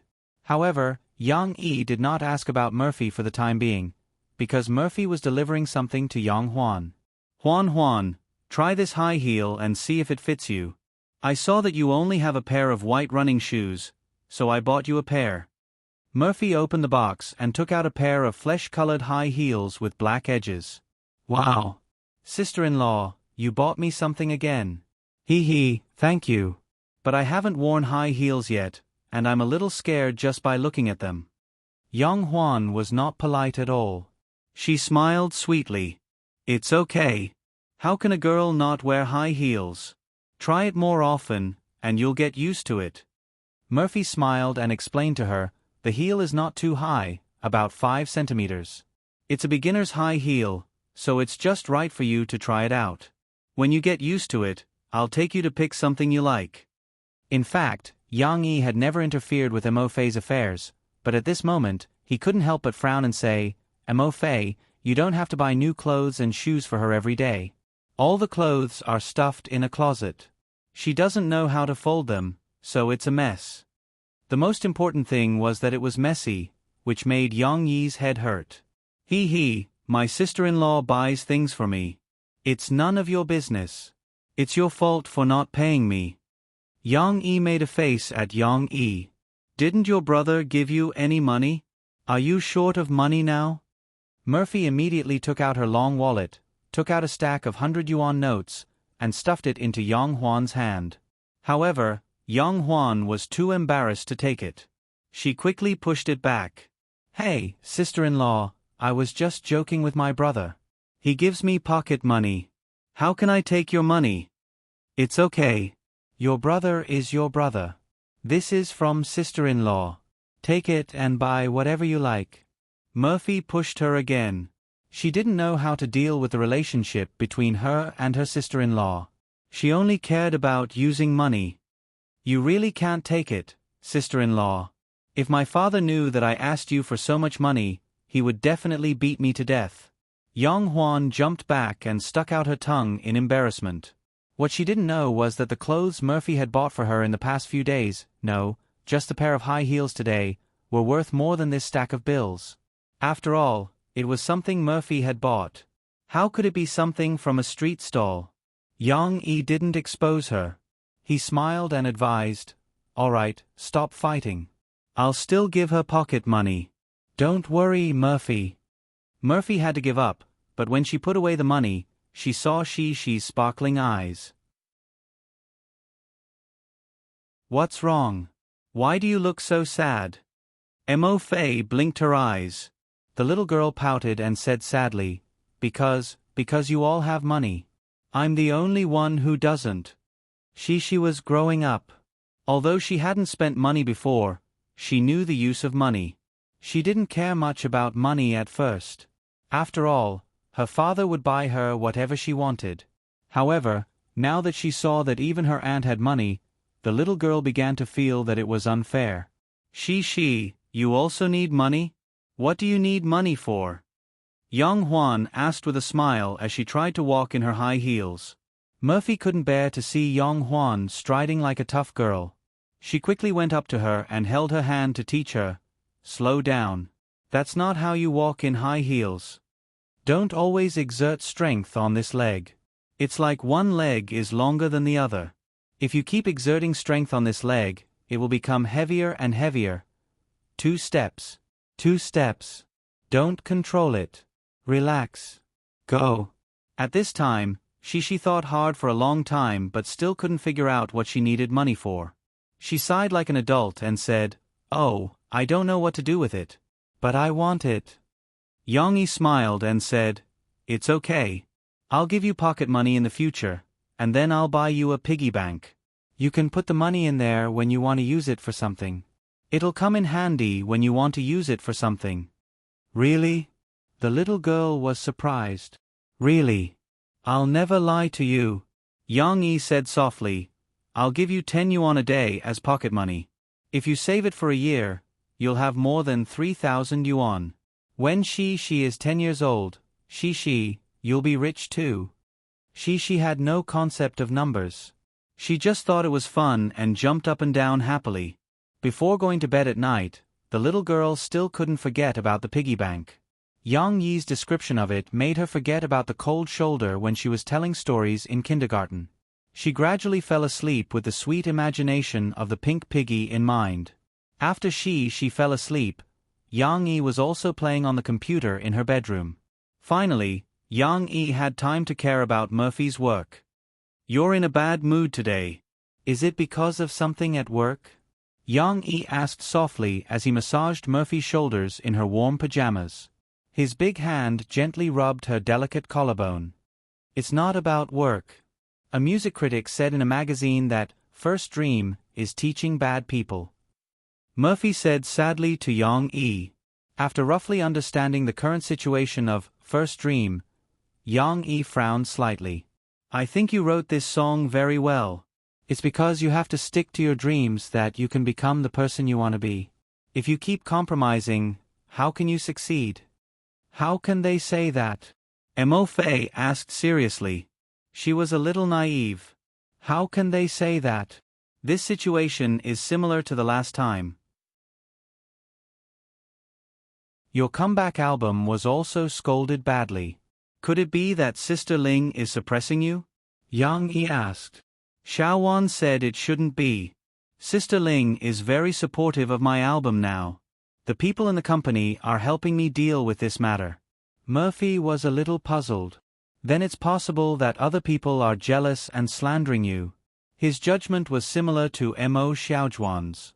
Yang Yi kissed her smooth face and comforted, You don't have to take these criticisms to heart. As you said, your agency will handle the public relations matters. You just need to make the album well. When the time comes, the quality and results of the album will be there. No one can say anything about you. And Murphy nodded seriously.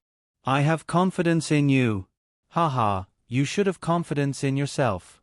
Your singing, Murphy, is the best in the entertainment industry. Yang Yi praised. You only know how to coax me, Murphy said angrily, but her heart was sweet. Right, let me tell you. Do you still remember that Zhu Jie you rejected? I don't know where he got a song, but he's going to release a new single soon. Murphy said to Yang Yi. Yang Yi was a little absent-minded. Although the company said that he wrote the song himself, I don't think it's possible. He might have made a deal with other songwriters. As Murphy said this, she suddenly cried out. She blushed and pulled Yang Yi's big hand out of her collar. What are you doing? Are you going to do something bad again? The fire in Yang Yi's eyes actually touched her heart, but it wasn't appropriate. She blushed and rebuked. Your sister is next door. If I make a sound, how can I face her tomorrow?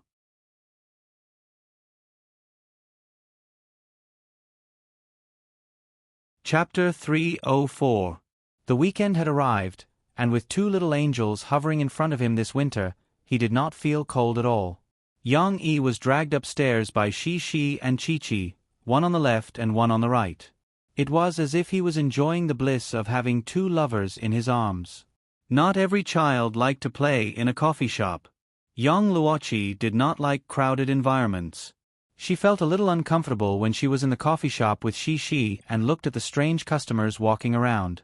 After she ran over to inform him. Yang Yi moved his position upstairs. Upstairs, young Luoqi was much more lively. She ran in and out of various rooms with Shi Shi, laughing happily. The two girls' bell-like laughter filled the large room with joy. Yang Yi only took care of them and did not interfere too much. He held a pen and wrote, changing the outline and some names for his future new book. Sahara Publishing House had been renamed and handed over to him. Yang Yi was now preparing to move the entire publishing house to River City.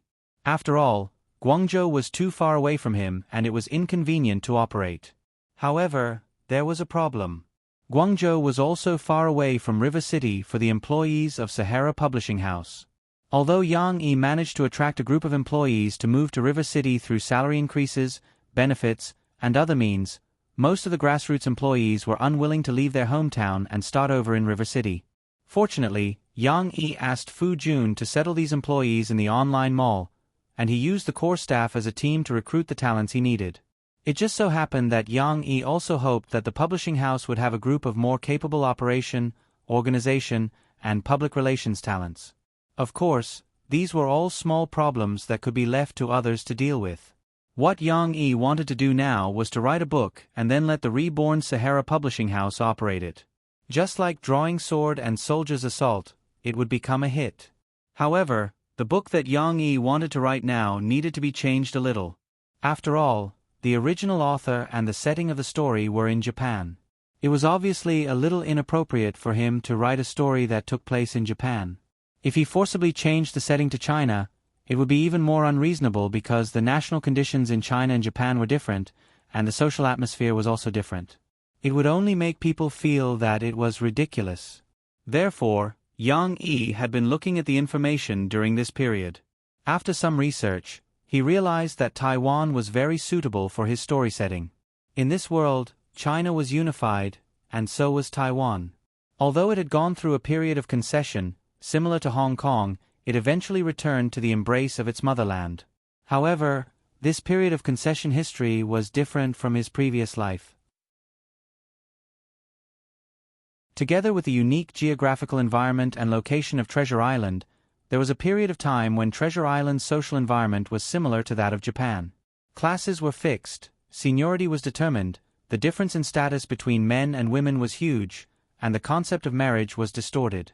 Fortunately, after they returned and merged with the continent, the special situations gradually disappeared due to the increase in communication. However, Yang Yi felt that he could make use of this special period to change the setting of the original novel. However, Yang Yi's thoughts were interrupted again. "Papa, Papa." She excitedly pulled Yang Luoqi's hand, and the two girls ran over. He didn't know if it was because of the heater or because they ran too fast, but the two girls' faces were flushed, and their foreheads were sweating in the winter. "What's wrong? Don't run too fast. What if you fall down later?" Yang Yi laughed. "No, Uncle Yang Yi, she and I want to dance for you," Yang Luoqi said in a low voice. "Don't look at her soft and weak appearance." In fact, in just over an hour, Yang Luoqi and Yang Yi had become familiar with each other. Facing familiar people, she was not as shy as before, and she would take the initiative to speak. "Oh, is that so?" Yang Yi was interested. He put down the notebook in his hand, sat up, and said, "Well, how do you want me to cooperate with you? Move the coffee table away?" "Papa, if we dance well, you have to applaud, and then tell us a story." She took care of Yang Luoqi like a big sister, and she took the initiative to explain, "Chi wants to listen to your story." So that was the purpose. Yang Yi was happy. "No problem. You have to tell us a good story," Yang Luoqi said in a low voice. "You also have to tell us a story that Chi and I have never heard of." Cece's long eyelashes flickered as she looked at her father with sparkling eyes. Her heart was filled with anticipation as she spoke. Okay. I promise I'll tell you a story that you've never heard of." Yang Yi had already moved the coffee table away, and then ran to the study to get his SLR camera. He set it up to record this scene. He did not intend to upload the video online, but how could he not share such a precious scene with Murphy? The two little guys were still dancing the dance that their kindergarten teacher taught them, and Yang Yi was still shouting the beat. 1 2 3 4, 2 2 3 4, 3 2 3 4. The two little girls danced at the same time. Yang Luoqi really had a foundation in dancing. She danced very naturally, and her movements were even more coordinated. It was just that Chi, who danced, did not smile, and the expression on her little face was very serious. Her vigor made Yang Yi respect her. She, who was on the right, tried hard to follow the beat. She had a good memory and could remember those movements. She did not need to look at Chi, and just danced on her own. She was in a good mood, and she jumped very hard and was very lively. Although in comparison, Chi's dance was a little flawed, Yang Yi felt that the flaws could not obscure the beauty. His daughter's dance was lively, and the smile on her face brought endless vitality to the cold camera. If Yang Luoqi was like Yang Liping, a little peacock who danced alone, elegant, gentle, intelligent, delicate, and fragile, then Chi was like little Kai Chi, a little angel who loved to smile. Her long hair fluttered in the wind, and she was lively and pure. Her dance did not have many highlights, but it always left a deep impression in people's minds. No one danced better. It could only be said that they were spring orchids and autumn chrysanthemums, each with their own strengths. In fact, it did not matter what kind of dance it was, and it did not matter whether they danced well or not. The two little girls, who were as beautiful as little flower fairies, were already the most beautiful scene in the world. Yang Yi did not dare to disturb them. He only waited for them to finish dancing before he stopped recording, turned off the SLR camera, and then applauded hard. "Good, very good, très bien. He was so excited that Yang Yi could not help but blurt out a sentence in French. After the dance, the two little girls were a little out of breath. Being praised by Yang Yi, not only she was beaming with joy, but young Luochi also smiled shyly. "Papa, can you tell us a story?" Although it was young Luochi's wish, she was also looking forward to her father's story. "Of course. Wait a minute. Drink some water and take a breather. I'll go get the sketch paper and tell you a story." Yang Yi smiled and poured water for them, but when he turned around, he saw the two little girls holding hands and jumping around. They were really energetic children. After a while, the two little girls sat in a row on the sofa and looked at Yang Yi expectantly. "What do you think this is?" Yang Yi drew an animal on the sketch paper. "I know. This is an elephant."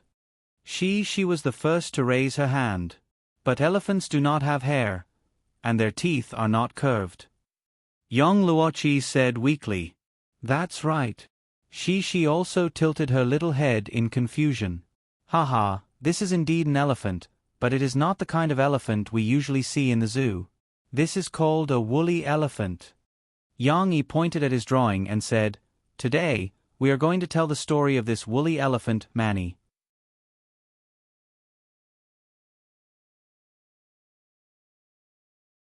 Chapter 305. While Yang Yi was telling the story of Ice Age 1 to the two girls, Zhu Jie was recording a program called Music Fast Music Fast Music in Yongqing City. His routine was similar to Murphy's, but this time, he became the main character. With Zhu Jie's lively personality, he had a good performance in variety shows. He had a lot of fun in programs such as Playing Ping Pong and You Draw, I Guess. His appearance rate was extremely high, leaving a deep impression on the two hosts, Chan Hang and Lu Xinqi. "I heard that this time, Zhu Jie, you brought us your new song, right?"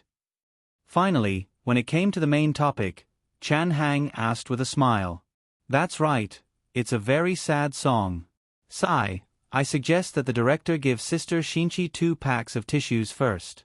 I'm afraid that she will be so moved that her makeup will be ruined by her tears." Between Zhu Jie's words, he interacted with Lu Xinqi and the director below the stage. The camera switched back and forth, and his funny image made people unable to help but laugh. It has to be said that Zhu Jie participated in many variety shows under the arrangement of the company before, and he even worked as a small host, so his artistic sense was trained. As a host of variety shows, Lu Xinqi still likes this kind of guest very much.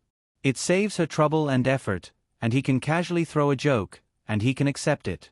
"Zhu Jie, I've been thinking, what kind of stimulation did you go through in the past to make you become so eloquent?"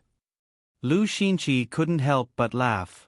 "Sigh, men, who doesn't have a few unbearable pasts? Next, I'll sing this song, and you'll probably understand it." Zhu Jie began to pretend to be deep, but he couldn't do it well and revealed obvious flaws, but this made the audience below the stage laugh. Well, next, let's invite Zhu Jie to sing his upcoming original single. I won't introduce the title of the song, let him sing it for everyone." Lu Xinqi smiled and pointed at Zhu Jie. Then, she went down with Chen Hang and gave the stage to Zhu Jie. The accompaniment from the backstage sound system sounded, and the unique sound of the flute immediately lifted the spirits of the audience. The clear and gentle wind music dyed the song with a layer of sadness. Although it had not been sung yet, the tone of sadness had been set faintly. Zhu Jie, who was wearing brown sunglasses and had a small beard on his chin, raised the microphone. He put on a melancholy look and began to sing with his suppressed hoarse voice. "Although I didn't say it out loud, I already had a premonition. Being unable to give you happiness now is my greatest helplessness." The first few verses were still considered normal. Although Zhu Jie's singing was mediocre and his voice lacked highlights, the most important thing for a slobbering song was to enunciate clearly so that the audience could understand the lyrics. The audience understood that Zhu Jie was singing about his failed relationship. However, the scene described in the lyrics was very familiar. The audience, who had experienced the end of their relationship, could empathize with it. The sadness in their hearts arose spontaneously. "I used silence to face your confession, the happiness I once had disappeared. It was very sad, just like the helplessness of a breakup. The audience felt that their mood was suppressed, as if they were waiting for an outburst. They were not wrong. With a series of rapid drumming sounds, the suppressed emotions finally broke out. Finally, you became someone else's mistress. I also know that it's not because of love. Ju Jie sang at the top of his voice, and he managed to get the flavor of the song. However, the audience was so stunned that they couldn't care less about their taste. Wait a minute, mistress? The audience below the stage looked at each other. They all felt a little incredulous. Was this serious? His girlfriend became someone else's mistress? But shouldn't this kind of thing be kept a secret and hidden from others? Why did Ju Jie sing it so openly? Chen Hang and Lu Xinqi below the stage also had a wry smile on their faces. The expression of the audience's black question marks was exactly the same as their reaction when they first got the song. However, the director next to him was excited. He felt that once this song came out, it would definitely cause a lot of topics. Whether it was praise or criticism, these firepower would be concentrated on Ju Jie, but the popularity would be shared with music fast, fast, fast. Finally, you became someone else's mistress. From now on, I'm no longer your harbor. When you snuggle in his arms, have you forgotten the love I once gave you?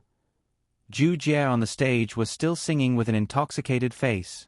His left hand clenched into a fist and covered his chest. His sad appearance made some female audience members feel distressed for him. This feeling was very subtle. They should have been disgusted with this song, but because of Ju Jie's somewhat handsome appearance and the sadness of being hurt by love, these female audience members' maternal instincts were stimulated instead. They really wanted to hug him and comfort him. After the song was finished, the audience was silent. Everyone was so shocked that they forgot to applaud. Cough, I think that those who are not applauding now are the audience who understand me. They are the audience who understand this song. They are the kind audience who are not willing to hurt me. Right? Ju Jie did not wait for the host to come up and began to resolve the awkwardness himself. These words made the audience below the stage laugh one after another, and then they all clapped one after another. Thank you Ju Jie for giving our audience such a high evaluation, and thank you for the new song you brought. Sure enough, the song is like its name, Mistress. Chen Hang said and could not help but want to laugh. This is really a special song. Chen Hang is right. It's very special. It's the most special song I've ever heard in my life. I want to ask Ju Jie, did you really write this song? Lu Xinqi asked the question that many people wanted to ask. Of course, I'm not questioning the copyright of this song. I just think that it should be difficult for a man to make these things public, right? Although Ju Jie did not want to admit it, he still followed Du Luan's request and smiled awkwardly. I wrote it. It's just my feelings. He could not say it out loud. There was a sense of mystery that could attract more attention. Then let's ask a very gossipy question. Your mistress, was it written about another singer in your company? Lu Xinqi asked. Ah, who? Ju Jie asked in surprise. Who? Is there a lot? Ju Jie's answer made the audience unable to help but let their imagination run wild. It was indeed a little too much. With his wealth and background, the girls in Tianmei who had yet to debut or who were not famous after debuting naturally favored him. Ju Jie was also at a young and frivolous age, so naturally, he had a few relationships with these girls who sent themselves to his door. But whether he was serious or not, these relationships did not last long. It's Murphy who was exposed by the media before. Lu Xinqi laughed. Today, they were going to dig up the news to the end. Ju Jie was not prepared for this question. Thinking that Murphy was now very popular in the company, he honestly said, of course, it was not written for Sister Murphy. The previous report was wrong. The company has clarified that it was a malicious hype by some unscrupulous media. The director and Du Luan, who were in the audience, looked disappointed after hearing that. After the program recording, Du Luan closed the door of the fitting room and began to complain. Jie, why did you deny the matter between you and Murphy to others? Because it was not the case in the first place. That hype was not your idea before. Have you forgotten? Ju Jie said matter-of-factly. And now that Sister Murphy is so popular, if I continue to cause trouble for her, my aunt will kill me. Du Luen said resentfully, then you don't have to clarify it directly. Now that Murphy is so popular, you can be a little vague and let the media guess. Then you can use her popularity, right? Let me tell you, if you use her, you will really become popular. It doesn't matter even if you clarify it at that time. Oh. AI, that's right. Why didn't I think of that? Ju Jie patted his head and looked annoyed. Forget it. Since you've already said it, we can't let the program crew re-record it. Let's see how your performance is after the release of this single. Du Luen sighed. He was really tired of dealing with such a rich second generation.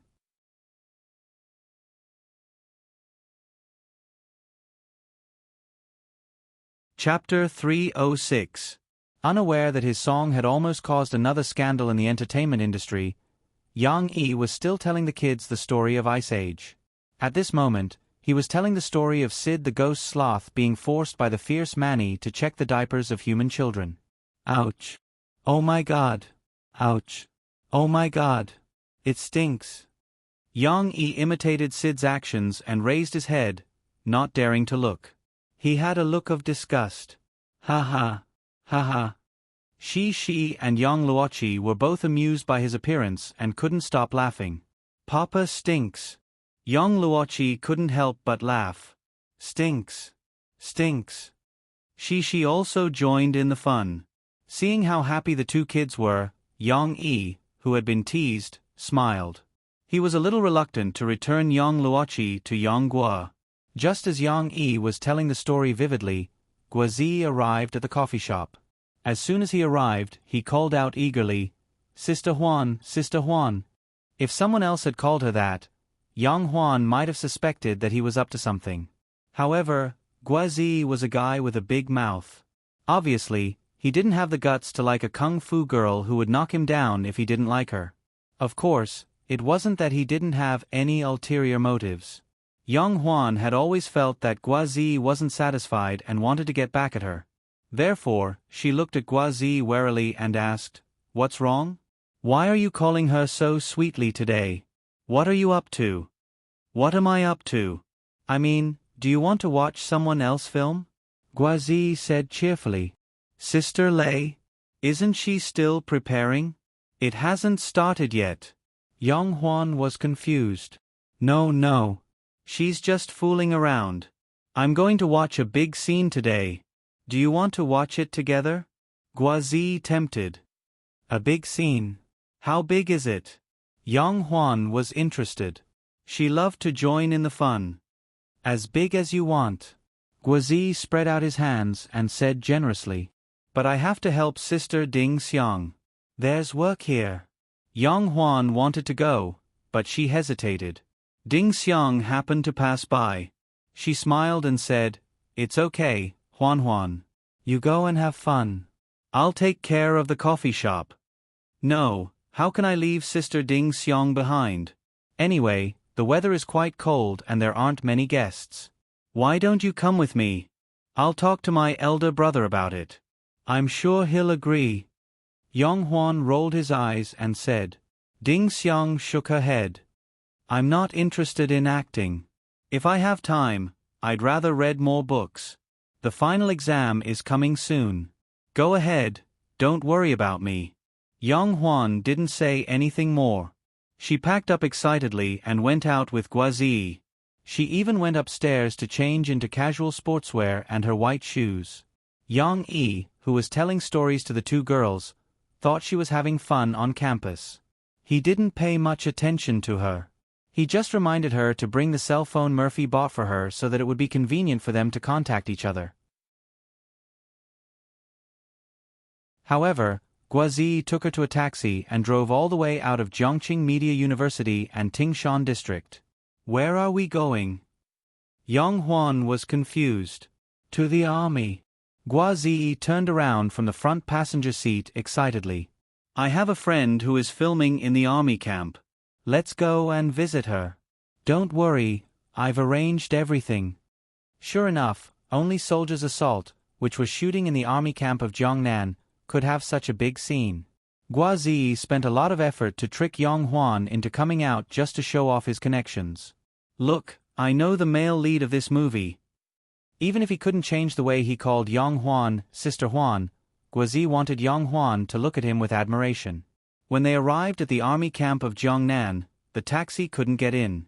Guazi and Yang Huan got out of the car at the gate of the army camp. He called Geng Sha.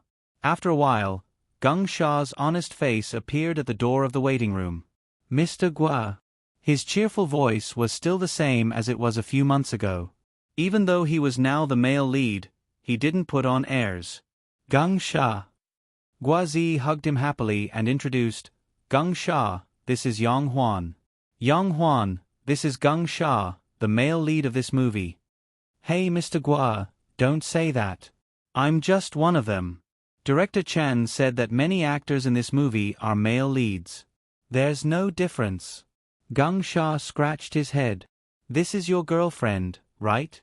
Yang Huan, nice to meet you. No. We're just friends.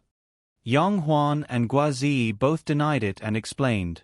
Other than the registered communication devices of the crew, Yang Huan and Guazi had handed in their phones. Geng Sha still had scenes to shoot, so he couldn't be out for too long. He took Guazi and Yang Huan to the set and pulled them to his place to rest. He pulled out a bench for them to sit on and gave them water. Then, he hurried back to report. After all, Geng Sha didn't have an agent yet, so he had to do everything himself. Looking at the water in his hand, Guazi suddenly thought of something. He patted his head and said in annoyance, Oh, how could I forget? We have to bring food and drinks to visit the set. We're not giving Geng Sha face by coming here empty-handed. Of course, Geng Sha didn't care about that. Guazi just felt bad. Why didn't you say so earlier? Yang Huan opened her eyes wide and said, I didn't know about that. Guazi scratched his head awkwardly. He wouldn't tell Yang Huan that he had been so focused on showing off in front of her that he forgot to buy anything. Then what should we do? Yang Huan asked. Well, I'll go to the service center in the army and see if I can buy anything. Guazi stood up. He still valued social interactions.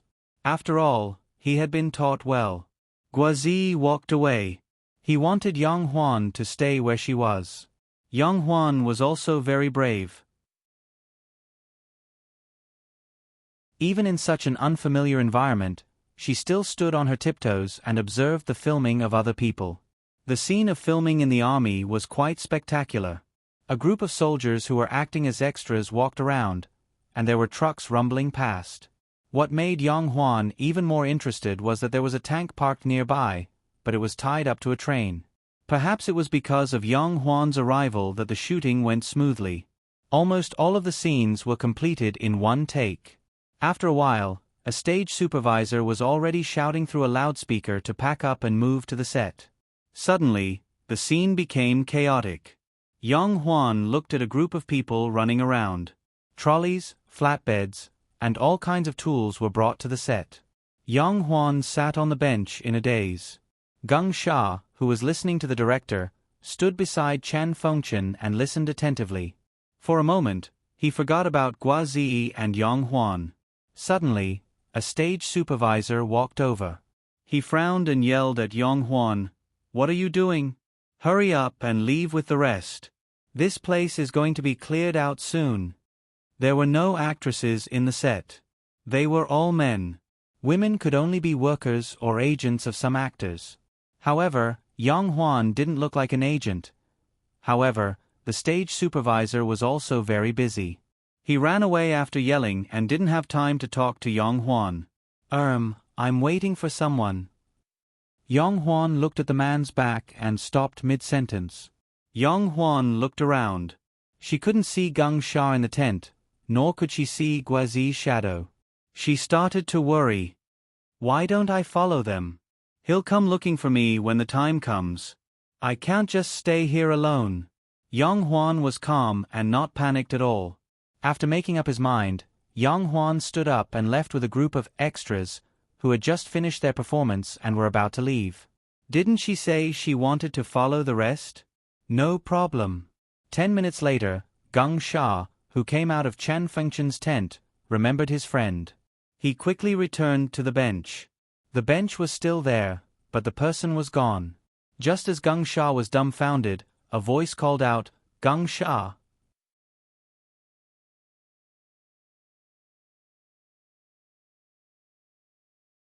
Chapter 307. He turned around and saw Guazi panting as he returned with a box of soda. "Hey, Gung Sha, look, I brought the soda for visiting the set. Take it and share it with the other actors." "Mr. Gua, why did you still buy stuff? I was scared to death when you suddenly disappeared. I thought you guys had gone somewhere." Gung Sha let out a sigh of relief and ran over to receive it with a silly smile. "Didn't I forget to bring something to see you? I went to buy soda and searched many places before I found the service center." Guazi smiled. Where are they now? Let's move to the next scene. Hey, Mr. Gua, hurry up and call Sister Yang Huan. I have to rush to the set too, so I can't be late. I'll bring you to a place to sit first." Gung Sha hugged the soda with one hand and wanted to move the bench with the other. "Give this to me." Guazi was too embarrassed to accept it. He hurriedly picked up the bench. "Isn't Yang Huan with you? I told her to stay here and wait for me to come back." Gung Sha was stunned. "I didn't see her." Guazi was also dumbfounded. When they hurried to the next scene, Yang Huan was nowhere to be found. Guazi felt like his brain was about to explode. He had tricked Yang Huan out but lost her. How was he going to explain this to Yang Yi? So, where did Yang Huan go? 10 minutes ago, Yang Huan, who had been following the extras, arrived at someone else's training field. When she saw them start training, she realized that she had followed the wrong person. Of course, someone in the team noticed that someone was following them, but they were new recruits. Although they were confused, they did not say anything. Realizing that she had made a mistake, the girl was quite calm. She did not think that going to the wrong place was something to panic about. She calmly turned around and went back the way she came. If she could go back the way she came, there wouldn't be so much trouble. The problem was that Yang Huan had a poor sense of direction, especially when she saw that the houses and roads in the military camp were all the same. As she walked, she lost her way and came to a training field. Drink.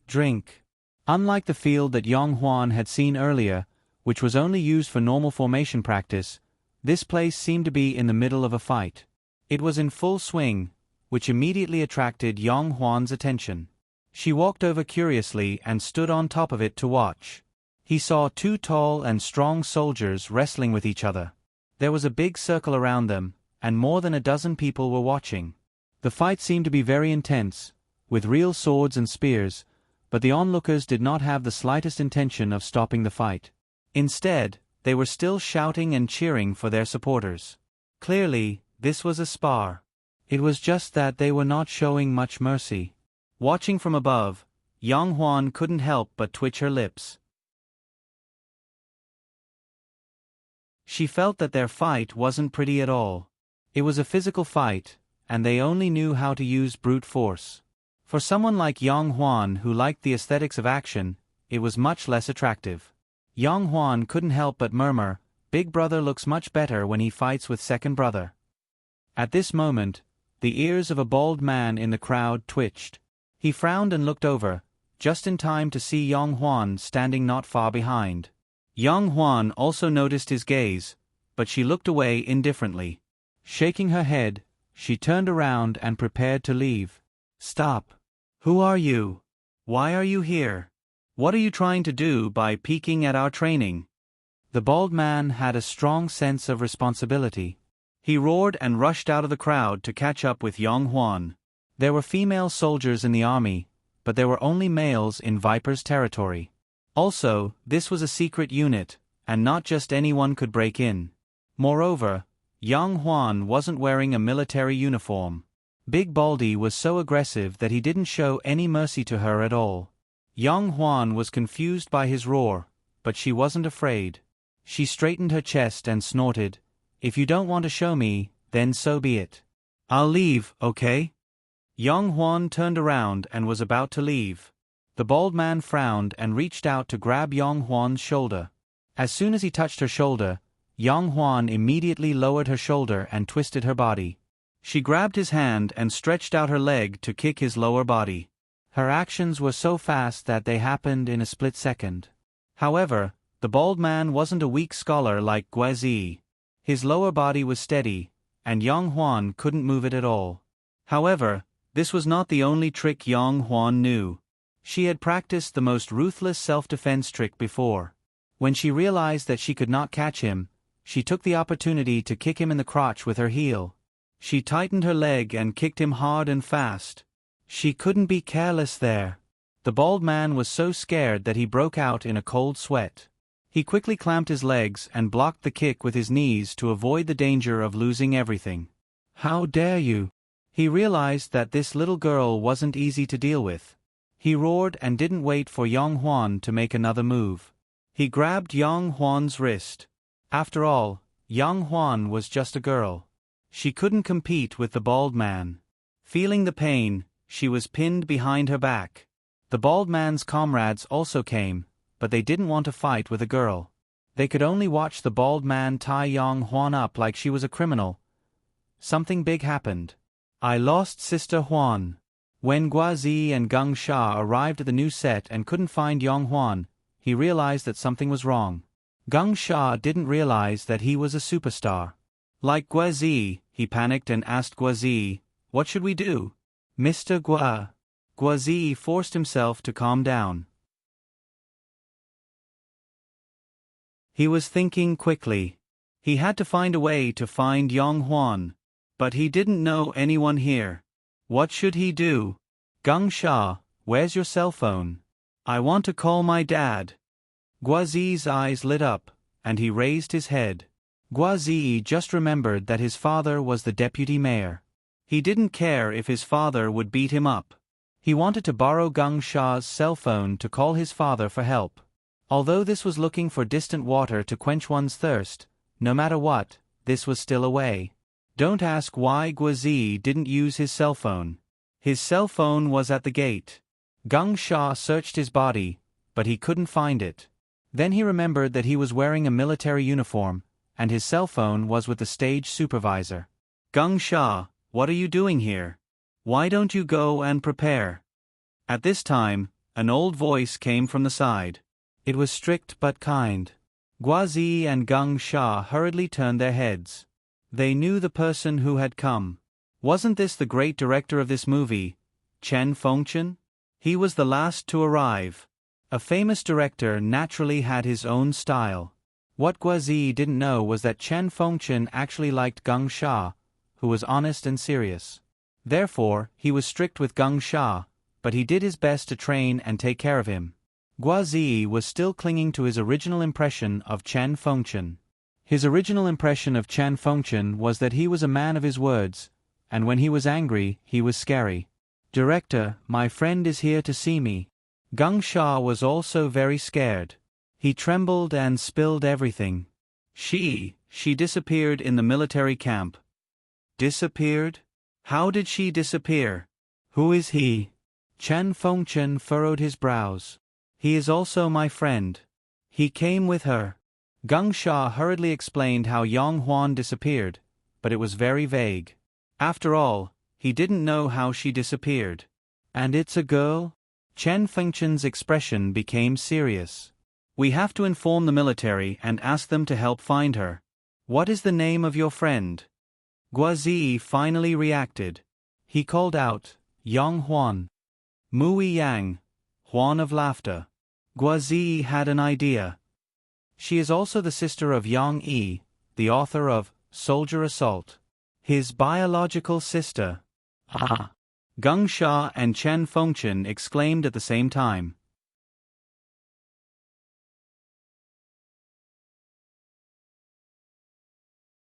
Chapter 308. Name, nationality, and where did you come from? Why did you peep at our training? Baldy tied up Yang Huan's hands. He didn't take her to the small dark room but interrogated her in public. Of course, Baldy had been guarding against Yang Huan's feat. She was not someone to be trifled with. Yang Huan didn't want to fight again. She was just being impulsive. She didn't want to challenge the military's authority. However, she was still calm. When she heard Baldy say that she was peeping, she was a little annoyed. She rolled her eyes and said, "Who peeped at your training? This is a hand-to-hand fight without any skills. I learned it when I was 3 years old. What's there to peep at?" Hearing that, the two soldiers who were wrestling just now scratched their heads awkwardly. Their brothers also tried to hold back their laughter. They were despised by a little girl. They had to make fun of them when they got back. Baldy was not as eloquent as Yang Huan. He was choked by Yang Huan and could not say anything for a long time. After a while, he stammered, Don't quibble. If you don't tell me your name, nationality, and why you're here, I'll send you to the picket office." Yang Huan was sensible enough to stop arguing with Baldy. She sighed and said, "My name is Yang Huan, born and raised in China. I came to the military because I wanted to visit the filming site. As for why I came here, I really got lost. Otherwise, I wouldn't have wanted to see you wrestling, right?" The news of the soldiers' assault, filming with the Jiangnan military district had long spread, so it was reasonable to say that. Baldy and his comrades looked at each other and were in a dilemma. What should we do? Sending her to the picket office was the right choice, but they felt that they would make a big deal out of it. Besides, no one had noticed that a civilian had sneaked into Viper's territory. If this spread out, they wouldn't have the face to stay in the Jiangnan military region anymore. Of course, they were in the wrong. They were stationed in the military region, and there was a layer of defense outside. They were used to living a comfortable life, and their management was careless. They had to reflect on it seriously. However, this kind of problem should be solved internally. It would be embarrassing if this spread out. Why don't we send him to the picket office? Baldy felt that someone was spying on them. It was not a small problem. It would not be good to hide it. However, not everyone was as incorruptible as Baldy. Some of them felt sorry for Yang Huan because of her beauty. Baldy suggested, "Why don't we ask her to call her family? We can contact her relatives. We can also ask the security office to check the situation. If she really got lost because she came to watch the shooting, it's understandable. Let's talk to her family and ask them to do some ideological work." If there really is a problem, it doesn't matter if you send him to the picket office. That's a good idea. The others nodded in agreement. Should we tell Old Li about it? Someone asked again. Isn't DeBeo here? I'll report to Old Li later. While they were discussing, Yang Huan gradually felt that he should be in a panic. What if he was really caught by these soldiers and not released? Being surrounded by so many strong men, as a weak woman, would she encounter something terrifying? In her panic, the first person that came to Yang Huan's mind was Yang Yi. "Tell them your parents' phone number and ask them to come here." Baldy, Guadabeo, agreed with his comrades and said to Yang Huan, "My parents are not in Jiang City. Can I tell them my brother's phone number?" Yang Huan said a string of numbers. It was Yang Yi's phone number. She tried to calm herself down. "Call him. He will definitely come to pick me up." "What's your brother's name?" Guadabeo patted his pocket and did not find a pen. Fortunately, his teammate gave him one. He lowered his head and wrote it down while asking casually. "Yang E, Mui, Yang, Che." Write a lost character next to the character E. Yang Huan took the initiative to tell him the details this time. "Yang E." Guadabeo scribbled on his palm. The more he wrote and read, the more familiar he felt it was. Guadabeo opened his eyes wide and shouted, "Yang E?" "Yes, Yang E." Yang Huan was not frightened by Guadabeo. She was just confused. "Why are you so fierce all of a sudden? Where does your brother live? Is it Jiang Chuan?" Guadabeo was not sure. He grabbed Yang Huan's shoulder excitedly and asked, "Ouch! You hurt me." Yang Huan raised her knee angrily. This time, She was just pretending to scare Guadabeo away. She said unhappily, "So what? My brother used to be a soldier. I'm not afraid of you." Guadabeo looked at Yang Huan awkwardly and did not dare to step forward. It seemed that it was almost certain that the flood had rushed to the Dragon King's temple. At noon, Yang Gua came to pick up Yang Luochi. The little girl was reluctant to go back. She held back her tears and said pitifully, "I don't want to go back. I want to listen to Uncle Yang Yi's story with Shi. Uncle Yang Gua, can you let Chi play in our house? She likes it here a lot." She was anxious to see her little friend crying. She took the initiative to plead for Yang Luochi. Yang Gua and Yang Yi did not know whether to laugh or cry. Although Yang Yi liked Yang Luochi a little, she was someone else's child after all. He rubbed Shi's little head and said with a smile, "It's getting late. Chi needs to go home. Uncle Yang Yi is not very free either. He is going to pick Chi up on the way home. But Xian Air is also going back at night." She pouted and said unhappily, "I want to have lunch with Chi. Yang Gua, why don't you and Chi stay here for lunch? Let's leave after lunch. Maybe their mood will be better, and we can slowly work on the children's thoughts." Yang Yi pulled Yang Gua over to discuss. Yang Gua was a little hesitant, but when he saw his daughter's tear-stained face, his heart softened and he nodded. During lunch, Yang Yi excitedly took out his SLR camera. He did not have time to copy the video to the computer. He took out the small screen of the SLR camera and showed the two girls dance to Yang Gua. "Chi, you have never taken the initiative to dance for your father." Yang Gua complained to his daughter as he watched and expressed his deep jealousy.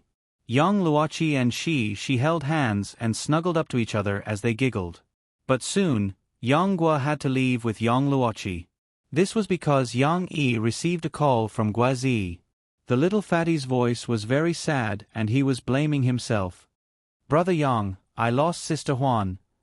Yang Yi was still a little confused when he heard this. He asked nervously and understood the situation. In fact, when Chen Fengchen found out about Yang Huan's identity, he had already informed the military to help find her. However, Guazi felt bad and worried that something might happen. He had to inform Yang Yi in time. Yang Yi was not very worried when Yang Huan went missing in the Jiangnan military region. Although he was worried about Yang Huan's whereabouts, he still calmly asked Ding Xiang to take care of Shi while he drove steadily to the Jiangnan military region to look for his sister. The Jiangnan military region was half a home ground. Nothing should happen. There were many people he could find. Not to mention the people from the Viper unit, Old Master Qiu Weigua, Old Master Zhang Lingwan, and even General Lu Pengju, who was on active duty, could help him turn the Jiangnan military region upside down. He didn't believe that he couldn't find Yang Huan. However, on the way, he received a call.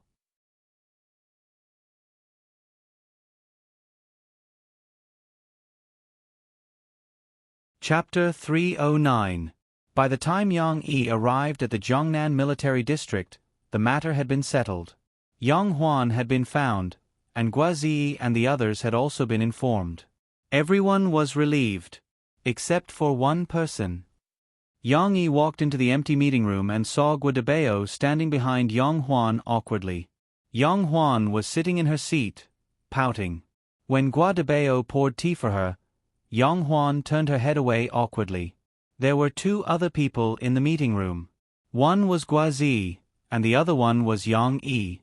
He was the new actor who had been announced to play Su Sanduo at the press conference. The two guys were afraid of being scolded, so they tried their best to hide in the corner and pretend to be invisible. It turned out that they knew each other.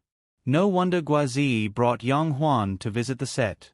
However, Yang Yi felt that he had to have a good talk with the little fatty later for bringing Yang Huan to such a faraway place. Regardless of whether Yang Huan was interested in his sister or not, he had to talk about life first. Seeing Yang Yi push the door open, Yang Huan immediately jumped up from the chair and ran over with an aggrieved expression. "Big brother sob, you have to avenge me." Then, Yang Huan held Yang Yi's arm with one hand and pointed at Guadabeo with the other. She said angrily, He hit me, scolded me, and tied my hand with a smelly belt. I didn't hit you or scold you. I just. Guadabeo said with a red face, but he didn't know how to explain. You tied me with a belt from your waist. It's so disgusting. Yang Huan looked disgusted. It's not dirty. I wash it every day, Guadabeo said sadly. All right. Yang Yi quickly stopped the bickering between the two of them and said with a bitter smile, Huan, don't be naughty. Do you think I don't know your character? How could you be wronged? It's true, brother. Look, my hands are red. Yang Huan raised her hands in grievance. Her fair skin was indeed red. Guadabeo had not been careful when he tied her up. I'm sorry. Guadabeo stood there helplessly, his face full of self-blame. Yang Yi looked at Yang Huan's hand and felt sorry for her. After all, she was his sister. However, he didn't blame Guadabeo. Instead, he rubbed Yang Huan's head and said, All right, Dabeo has apologized to you. You really don't let people have peace of mind. Of all the things you could do, why did you come to the military camp to cause trouble? The culprit, Guazi, shrank back with an embarrassed expression. I wasn't fooling around. I was just following the crew, who knew that I would follow the wrong person and get lost. Yang Huan said, feeling wronged. How can you blame me? Even so, you can't just wander around. What kind of place is the military camp? Have you ever heard of military grounds where unauthorized personnel are not allowed to enter? Dabao is already letting you off by not shooting you to death. It's my fault. It's all my fault. Yang Yi, please don't blame your sister. It's all my fault. Guadabeo hurried to take the blame. His words surprised Yang Huan, who was rubbing her eyes and pretending to be crying, and she looked up at him in surprise. She didn't expect that he would speak up for her. Yang Huan's anger had mostly dissipated. Seeing Dabao like this, she felt a little embarrassed and felt that she was in the wrong. She pouted and said, All right, Dabao, since you are so sensible, I forgive you. Guadabeo heaved a sigh of relief. After a while, Yang Yi settled the matter properly. Because of his relationship with Yang Yi, the people in the army also relaxed the procedures. The simple procedures still had to be followed, and the person had to sign a letter of commitment to receive the person. While Guadabeo was waiting for Yang Yi to sign the letter of commitment and go out to get a pass, Yang Yi chatted with Geng Sha briefly. He found that Geng Sha's style and personality were very similar to the actor who played Su Sanduo in his previous life. He was relieved and patted Geng Sha's shoulder. Do your best. This is your chance to soar. I have faith in you. Geng Sha scratched his head embarrassedly after being praised by the author of the original novel. Thank you, brother. Oh, by the way, do you have an agent? Yang Yi suddenly asked. No, I don't have time to think about it. Sorry, brother Yang. Geng Sha scratched his head and smiled. Don't be sorry. It's your own business. I'm just asking out of concern. Yang Yi smiled. But I have a piece of advice for you. Find a female agent. Geng Sha was a little confused. Yang Yi smiled and didn't mention it again. Just as Yang Yi was about to leave, Chen Fengchen appeared. Director Chen was very busy. He just went to deal with some matters, but he definitely wanted to see Yang Yi. Mr. Yang, you're finally here. It's really not easy to see a busy person like you. The old man was a little resentful. He seemed to be still holding a grudge against Yang Yi for not accepting his invitation to the press conference.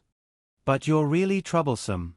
The crew stopped filming at noon to find someone for you. Yang Huan hid behind Yang Yi and poked Guazi. She whispered, Who's that old man? Director, a great director. Guazi also tried his best to lower his voice. Yang Yi really didn't want to meet the old man. The old man had been trying to pull him in by exposing Yang Yi's identity as a means of publicity, but Yang Yi didn't agree. Yang Yi cupped his hands and smiled bitterly. Director Chen, I'm sorry to have caused you trouble. I'll go back and teach my sister a lesson. That won't do. You have to make it up to her. How about you come to the press conference when we finish filming? Chen Fengchen was still thinking about this. Director Chen, you know that I'm used to being a wild crane. I don't like being watched. Yang Yi shook his head. This is your work. You're willing to let it go? Chen Fengchen asked. Your readers wholeheartedly support your work. Can't you satisfy their desire to know more about you? Yang Yi was silent. Chong Zi and Fu Jun had repeatedly mentioned this to him. Logically speaking, Yang Yi should have some fan activities or a signing event. However, Yang Yi still didn't want to give up his peaceful life, so he hadn't agreed. There's still a long time before we finish filming this movie. Take your time to think about it. If you still don't agree, I'll ask you again in a few days. Chen Fengchen laughed and turned to leave. After returning, Yang Yi couldn't help but teach Guazi and Yang Huan a lesson. The two guys who had caused trouble didn't dare to argue back. However, Yang Huan wouldn't give in so easily. When Murphy came back, she pretended to be wronged and ran to Murphy. Sister-in-law, you have to help me. My brother didn't speak for me. He even helped others scold me. Murphy also helped her sister-in-law to blame Yang Yi. Seeing that they were echoing each other, Yang Yi rationally avoided the limelight by staying silent. He sighed helplessly in his heart. Women are really unreasonable. In the evening, Yang Yi showed the video of Shi and Yang Luoqi dancing to Murphy. On the computer screen, the two long-legged girls in white pantyhose were jumping around. They were very cute. Look at Shi. She's smiling so happily. Murphy was very happy. She took Yang Yi's arm and whispered, I always feel that Shi is the only child in the family. It's a bit lonely. You mean? Didn't Shi say that she wanted a brother or sister a while ago? Murphy said shyly. She was a bit embarrassed to say the rest of her words. Yang Yi was very excited. He put Murphy on his lap and whispered in her ear, You mean, let's have another child? Yeah. Murphy seemed to be drunk. Her face was red and her eyes were blurry. That's not a problem. As long as you're willing, we can do it any time. Yang Yi's breathing was heavy. His hands started to move indecently. Murphy quickly grabbed his hands and said with a red face, Let me finish. I have a plan. Next year, my album protection month will be over. It'll be Chinese New Year soon. I want to bring Shi back to your hometown to meet your parents. Then, I'll bring you back to America to meet my parents. After we're done, we'll announce our relationship. We don't have to hide it from others anymore. And then? When will we have another child? Yang Yi's lips brushed past Murphy's lustrous ear. Mo Fei's heart trembled, and her body went limp. She didn't even have the strength to grab Yang Yi's hand, and her voice was as melodious as a song, Whenever You Want.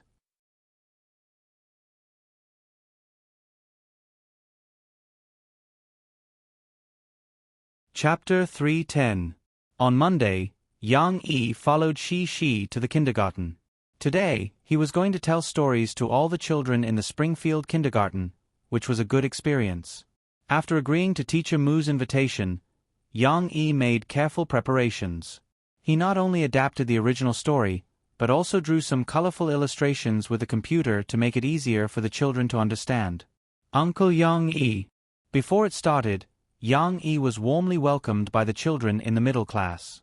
Lan Xin, Yang Luoqi, Chen Shiyun, and Nan Xiaoyu all excitedly surrounded Yang Yi, fighting to be the first to hold Yang Yi's hand, as if they couldn't walk without holding hands.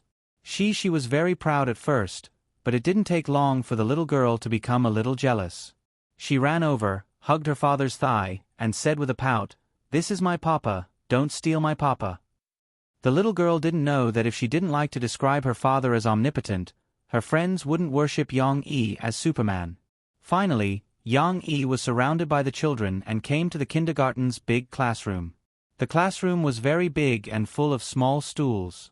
The teachers of different grades stood and directed the children in their classes to sit in rows. These hundreds of children were chattering, and each of them said a sentence. The big classroom was about to be turned upside down. Fortunately, the projector was turned on by Yang Yi and the kindergarten teacher. An illustration full of magical colors was projected on the white screen in front of them. This made the children forget about the noise and concentrate on the illustration. There were many mushrooms as tall as trees, crooked forests, and lush grass in the background. There were also many strange characters. There was a beautiful little girl in a princess dress. Of course, she had black hair and black eyes. There was a white rabbit with red eyes, but it was wearing a blue suit jacket and looked serious. There was a clown with red curly hair wearing a tall hat. His clothes were gorgeous and even somewhat flirtatious. There was a queen character with red hair, blue eyeshadow, and an extremely arrogant expression. Right, what attracted the children's attention the most was a short-haired cat with a big head floating in the sky. It had huge eyes and a big mouth like a crescent moon. Little Gray.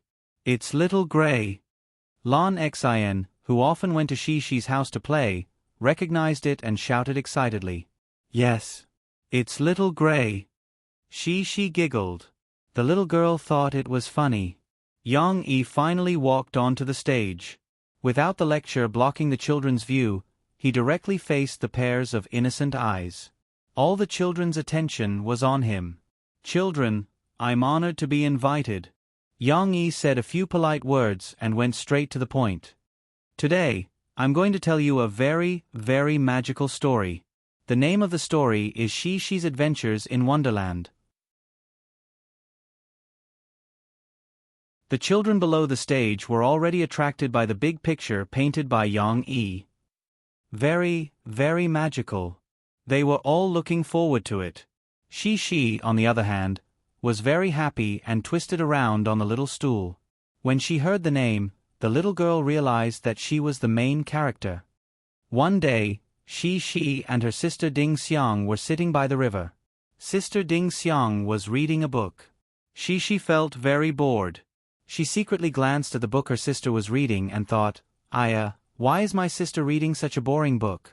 It's all words that I can't understand. There aren't even any illustrations. Yang Yi's beginning resonated with some children. However, the story was even more exciting. Soon, the projection behind Yang Yi changed. A rabbit with pink eyes wearing a suit vest appeared on the screen. Bunny was the cutest. All the children liked bunnies. Just when Shishi felt that she didn't know what to do, a little white rabbit suddenly skipped past her. Shishi was immediately energized. She was very curious. How could there be such a rabbit? It could wear clothes and even talk. Oh my God, I'm going to be late. Yang Yi acted out the rabbit's tone vividly. The children, who were completely captivated by the story, stared at Yang Yi intently. Hundreds of children were actually listening to the story quietly. This could be considered a miracle. The projection changed again, showing the little girl's panicked look when she fell into the rabbit hole. Shishi was very curious. She quickly chased after the little white rabbit to see what was going on. However, the little white rabbit suddenly jumped into a very big rabbit hole. Shishi followed in, but she didn't expect the hole to be a well. She fell straight down. Yang Yi stopped at the most critical moment. He coughed twice and said, "Children, you have to remember, don't go to those dangerous places. Don't learn from Shishi." Below the stage, Cece pouted and muttered unwillingly, "I didn't go to a dangerous place." The story continued. Yang Yi talked about how Shishi slipped out of the rabbit hole and entered a strange hole. The rabbit had disappeared. Shishi wanted to go out from this strange place. However, Shishi could only find a small golden key. The big door couldn't be opened. Shishi found a door that could be opened, but the door was too small. Shishi couldn't get out. She saw a very beautiful garden outside, with beautiful flowers and a beautiful fountain. That place was much more beautiful than this place. What should we do? Yang Yi kept them in suspense, raising the children's interest. Shall we go back? Nan Zhaoyu raised his hand and said weakly. We can't go back. You can't climb out of that hole, Yang Yi said with a smile. Looking at the sad faces of the children, Yang Yi didn't tease them anymore. He immediately talked about how she drank the medicine to make herself smaller. She couldn't get the key, so she had to eat the cake to make herself bigger. As a result, the cake became extremely big. The sad she's tears almost flooded the hall. Then things became more and more bizarre. She scared away the little rabbit, but because the little rabbit's fan became smaller again, she fell into her own tears. Then she met a talking mouse. Yang Yi told the story for the whole morning. He was thirsty. Fortunately, he simplified the story, so before lunch, he finished telling the story of she's adventures in Wonderland. Even so, the hundreds of children were fascinated by the story. They wished they were the she in the story and could adventure in the dreamlike Wonderland. Even so, Yang Yi's performance today was outstanding enough. The kindergarten held a monthly lecture, and it was rare that it was so popular with the children. After the lecture, Yang Yi was surrounded by a group of children. They forgot about their hunger and looked at Yang Yi expectantly. "Uncle Yang Yi, do you have any more stories? Let's go and eat first. Next time, if there is a chance, Uncle Yang Yi will tell you more." Yang Yi had to coax the children. His daughter couldn't even get close to her. She was also surrounded by her friends. The children in the middle class looked excited. They excitedly asked she, "Have you really been to such a fun place? Can you take me to play with you?" She also wanted to go to such a fun place. The little girl tried her best to explain to her friends that she hadn't been there, but if her father took her to play, he would definitely tell them. With the help of several teachers, Yang Yi finally walked out of the children's encirclement. He happened to hear the conversation between Cici and her friends. He smiled slightly and said, "Don't worry, there will be. Uncle will create a big fairyland world. When the time comes, I will invite all the children to play together." "Really?" The group of children, including she, cried out in surprise. "Of course it's true. The one who lied to you is a dog. Uncle promises to do it." Although it was just a pie in the sky, Yang Yi wasn't bragging.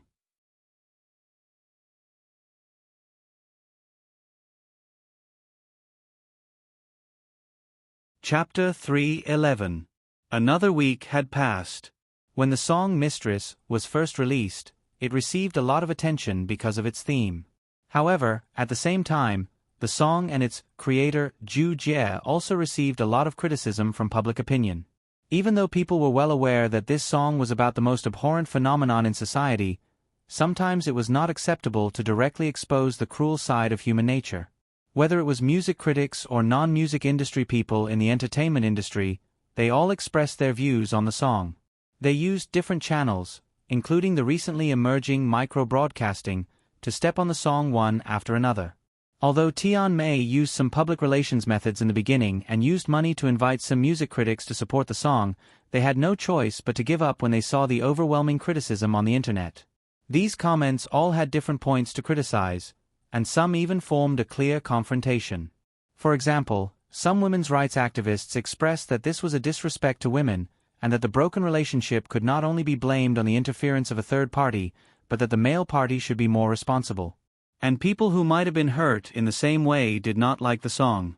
They felt that the song was not blaming the mistress, but defending the mistress. Look at the lyrics. "I also know it's not because of love." What kind of bullshit was that? Wasn't it exonerating the mistress? Some male music critics also disliked the song. They felt that Zhu Jie played a weak and incompetent role in the song. As a man, you should dare to love and hate. Since she dared to plant a prairie on your head, you should let her see what it means to start a prairie fire with a single spark. However, what was strange was that although there was a lot of criticism, and the music review sections of the major music websites were almost one-sided, the song's rating was not low. The number of people who gave the song a high score was almost equal to the number of people who gave the song a low score.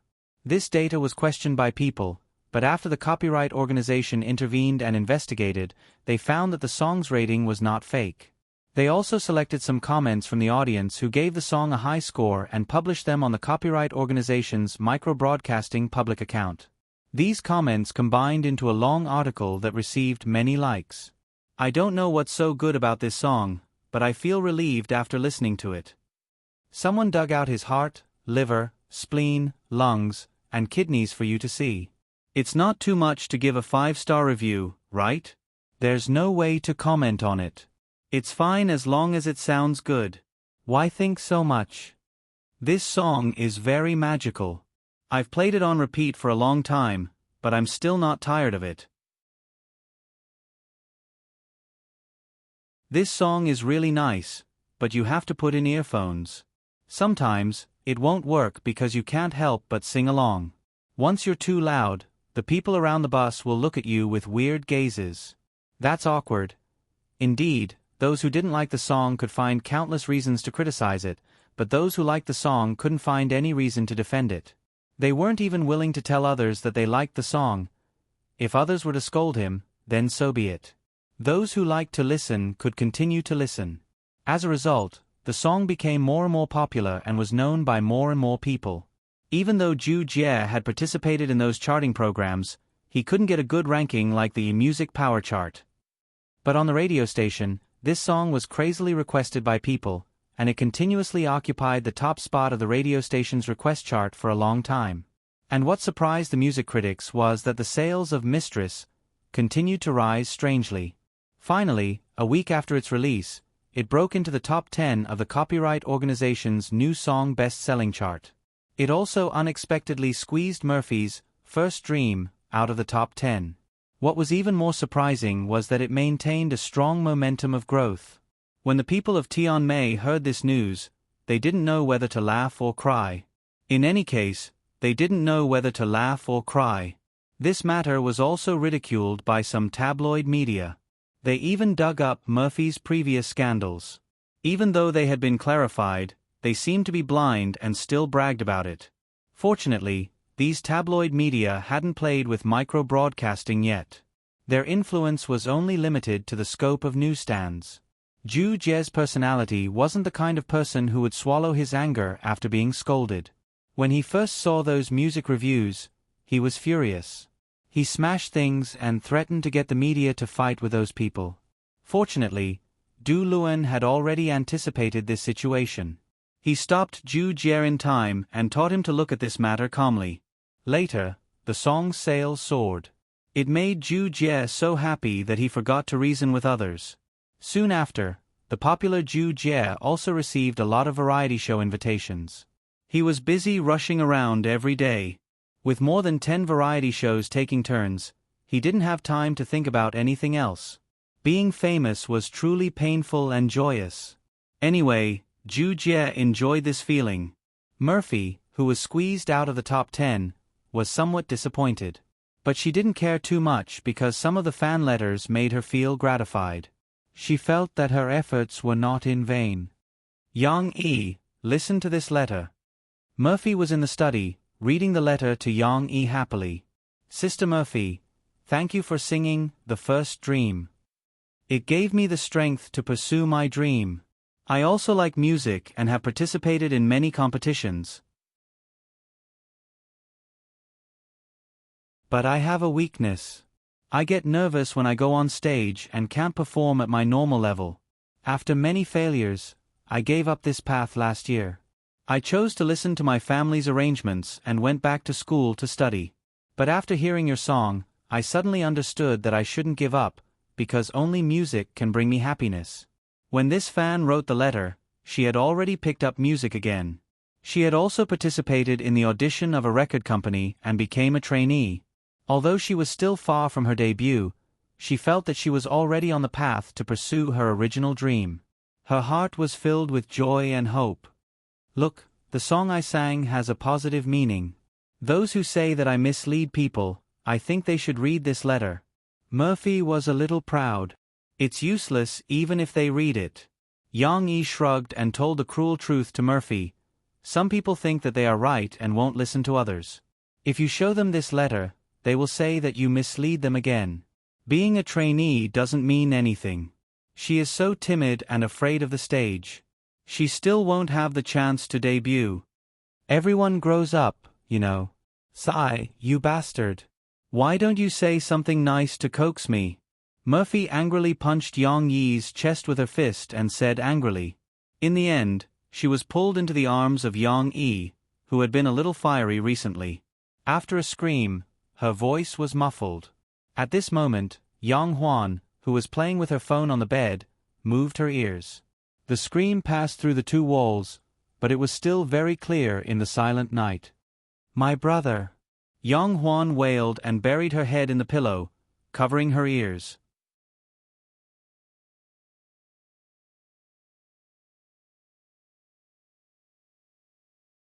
Chapter 312. The next morning, Yang Huan woke up a little late. Although she greeted Murphy and Yang Yi as usual, Murphy sensed that something was wrong with her sixth sense as a woman. While Yang Huan was washing the dishes in the kitchen, Murphy pulled Yang Yi to the side and whispered to Yang Yi, "Did you notice that Huan was looking at us strangely today?"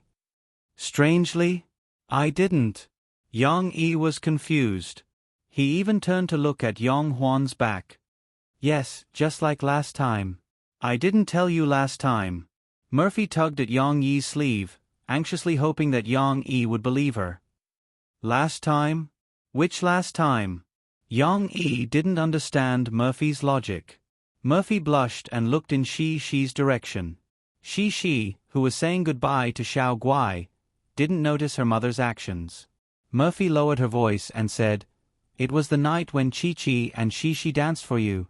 What happened? Have you forgotten?" Yang Yi understood and asked in surprise, "Are you saying that Huan found out?" "Impossible." Yang Yi shook his head hard. "We were in the same room. How could she have heard it?" "Maybe she heard it when she got up to go to the bathroom."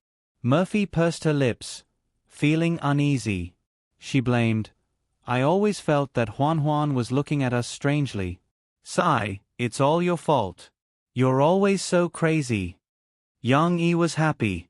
He gently pulled Murphy's hand and whispered in her ear, "Don't you like it too?" "You want me to?" Before he could finish, Murphy covered his mouth shyly. "Don't say it. I'll get angry if you continue." Yang Yi quickly nodded, and Murphy let go of her hand. He comforted her. "Actually, I think you're too nervous. How could she have heard it so easily? We've tried every room at home, and she wasn't disturbed. The soundproofing of this wall should be good." Murphy nodded gently, but she still said to Yang Yi worriedly, "Do you think I've been too busy recently and haven't had time to talk to Huan? Did she have some opinions about me?" Yang Yi couldn't say for sure. Murphy could only figure it out herself. Yang Yi sent Shi to kindergarten, and Murphy was picked up by Mo Shaoan. Today, the company had arranged an outdoor endorsement event, and Murphy was going to sing, "Coming Across the Ocean to See You." Seeing that there was no one at home, Yang Huan quickly called Guazi and asked him to come over. The three swordsmen got together to discuss things with Ding Xiang. "I want to move out." Yang Huan's words shocked Guazi and Ding Xiang. "Why?" Ding Xiang asked in confusion. "Is Brother Yang not good to you?" "No, Brother Yang is a good person." Guazi scratched his head. "No, it's not that. I can't sleep well at home. Look at my dark circles." "I didn't sleep last night," Yang Huan said unhappily. "You can't sleep well at home, but you can sleep well outside?" Guazi didn't understand and asked. Ding Xiang was the one who cared about others. She took Yang Huan's hand and whispered, Huan, what happened?" Yang Huan hesitated, but she couldn't hold back her words.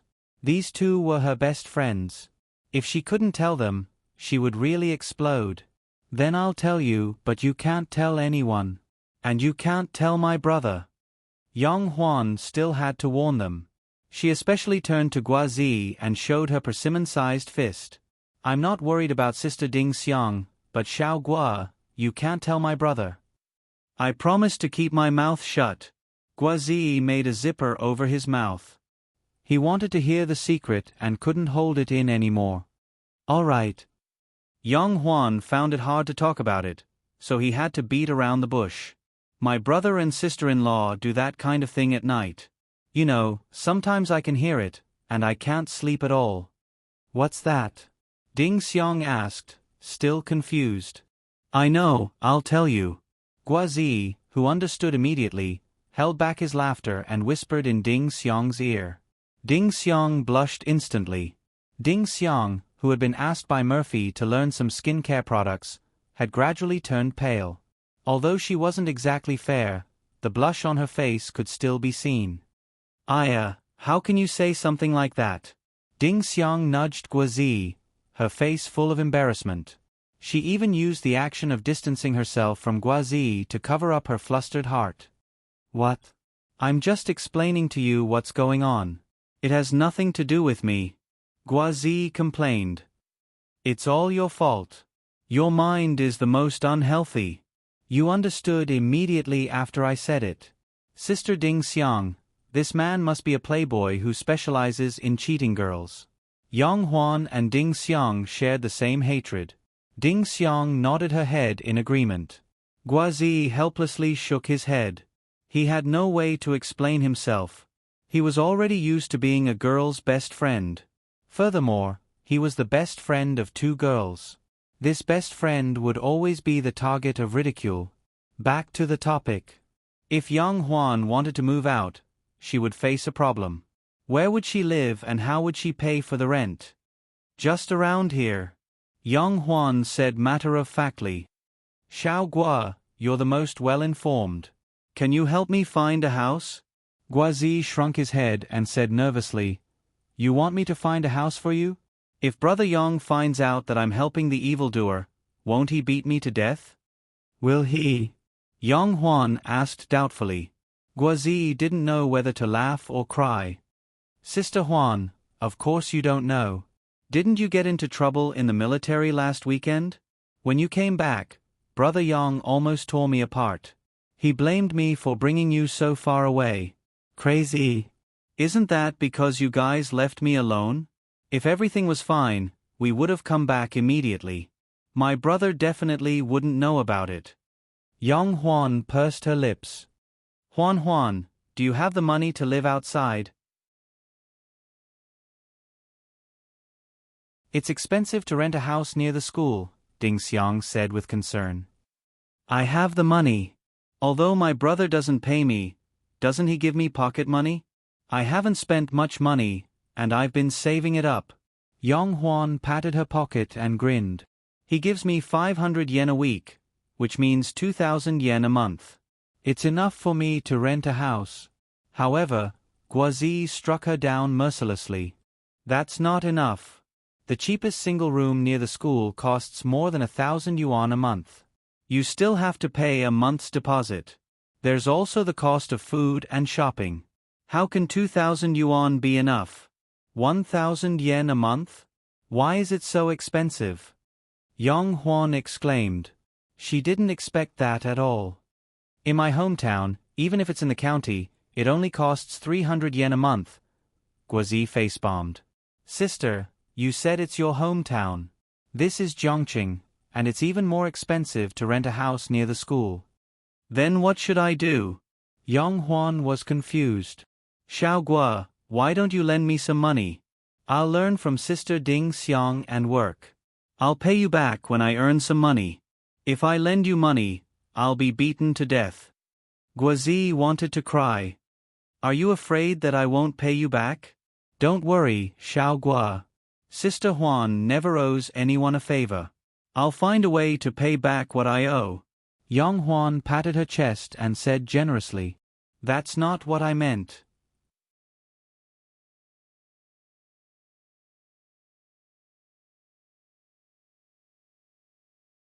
Chapter 313.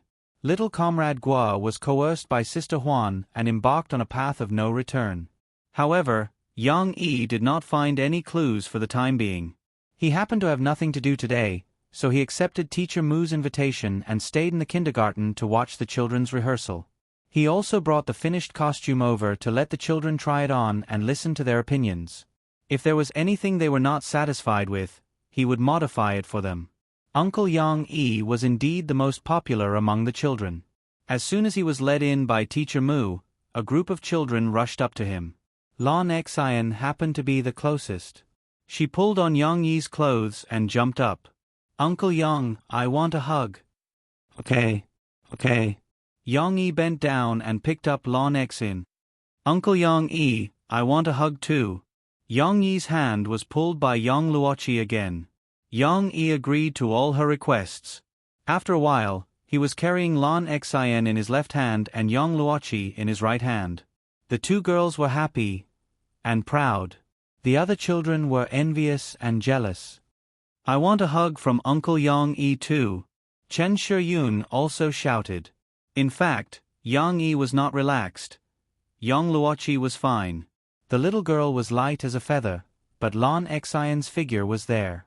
If Yang Yi was not in good health, he would not be able to hold the two of them at once. Fortunately, the costume Yang Yi brought successfully diverted their attention. There are so many, so cute. Nan Xiaoyu looked at the costumes that were moved in. They were all interesting cartoon characters and shouted excitedly. Of course. Because they were all made by my papa. She heard it and proudly puffed out her little chest. They started to distribute the costumes. Even though Teacher Mu and the others were coordinating, it still caused some chaos. After all, every costume looked different. It was fine if it was the same type of animal, but when it was a different type of animal, the children all felt that others would always look the best. Nan Xiaoyu, who played the role of a wild duck, thought that Yang Luoqi's swan costume looked good. Lan Xin, who played the role of a big hen, thought that Chen Shiyun's hunter costume was cooler. The most popular character was Little Belle, who was playing the role of Little White Rabbit. Her white coat and headgear with two long ears instantly became the object of the children's desire to touch and look at. Poor Little Belle, she couldn't even hold the costume in her hands before it was snatched away. She felt wronged and cried. Some were crying, some were making a fuss. The class was in chaos. It was Teacher Mu and the rest's specialty to solve the children's disputes. Yang Yi felt a headache coming on as he watched, but he did not interfere. His heart ached for Little Belle, so he carried her to the side and comforted her. She had already seen and played with these costumes at home, so she was not as interested as her friends. She followed her father, and the kind girl was also comforting Little Belle. Little Belle, don't cry.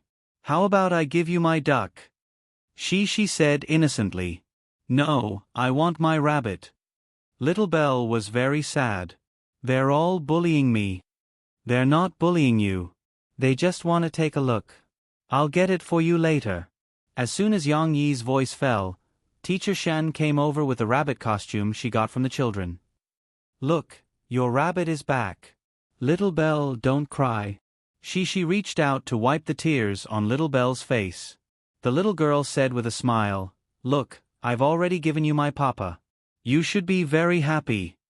Little Belle lowered her head shyly. Yang Yi was both angry and amused. He reached out to pinch Shi's nose. But his hand missed. The little girl giggled and turned her head away. Yangqing. With Yang Yi's help, Sahara Online Mall, which had successfully funded its first round of financing, began their first round of operations.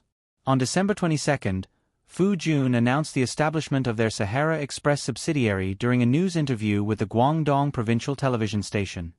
At present, Sahara Express has built self-operated express delivery transit points in 70 large and medium-sized cities across the country, as well as tens of thousands of express delivery outlets.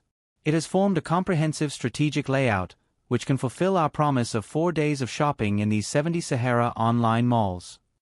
Fu Jun said on TV. He, who was in high spirits, was leading the trend of an era. It had to be said that in order to open up the gap with other online shopping platforms, Fu Jun still made a certain compromise. The express delivery model of Sahara Express was not completely self-operated as Yang Yi requested. Instead, it adopted a franchise model that Yang Yi was not very optimistic about. This was more of a test of the management of Sahara Express. If the management was not appropriate, those franchise outlets would become a big black spot in Sahara. However, Fu Jun still promised Yang Yi that this trick was only used for now. After increasing and stabilizing the market share, he He would gradually withdraw the express delivery outlet model and then create a real Sahara Express brand and a correct express delivery concept. Is there a city for you in our 4 days of shopping? Sahara Online Mall also advertised through many media and online platforms, telling the people of the country the advantages of Sahara Online Mall. There were only 70 large and medium-sized cities. What about many other cities? What if there were none? There were still many small cities looking at it. It didn't matter. Sahara Online Mall also ambitiously said through advertisements, Sahara Online Mall will definitely light up the express delivery outlets in all cities in the country within 2 years. Your needs will always be remembered by us. Didn't you feel warm? The advertising ideas that had been played out in his previous life still came in handy in this world. Under such a series of bombardments, the Sahara Online Mall finally became famous and openly displayed in front of all customers and competitors. For customers, this was still relatively new and worth paying attention to. However, for competitors of Sahara Online Mall, this was not good news.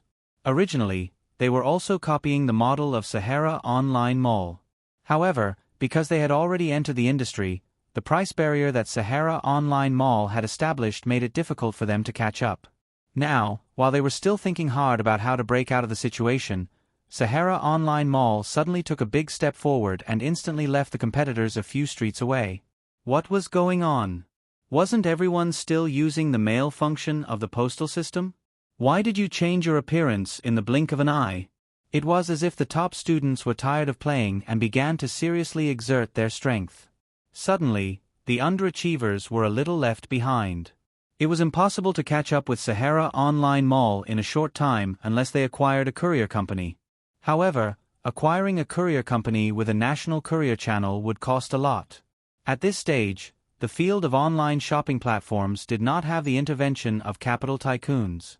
Most of Sahara's competitors were still small young entrepreneurs. What could they do if they couldn't beat them head-on? Some desperate competitors could only think of some crooked ways. For example, in the field of online shopping, there was no effective regulation. They could buy some unimportant fake goods. Wouldn't that be able to fight a price war with Sahara? Of course, these were all in the future. Now, Sahara Online Mall was brewing a big move, New Year's Day shopping carnival. All the goods would be organized with the merchants and sold at a discount. The staff of the online shopping mall had been preparing for the shopping carnival this month. The staff of the original publishing house, who had just joined, had not been idle either. They had meticulously created advertisements, posters, and so on for this event, and were ready to announce it on Christmas Day. A war to snatch the online shopping market was about to begin.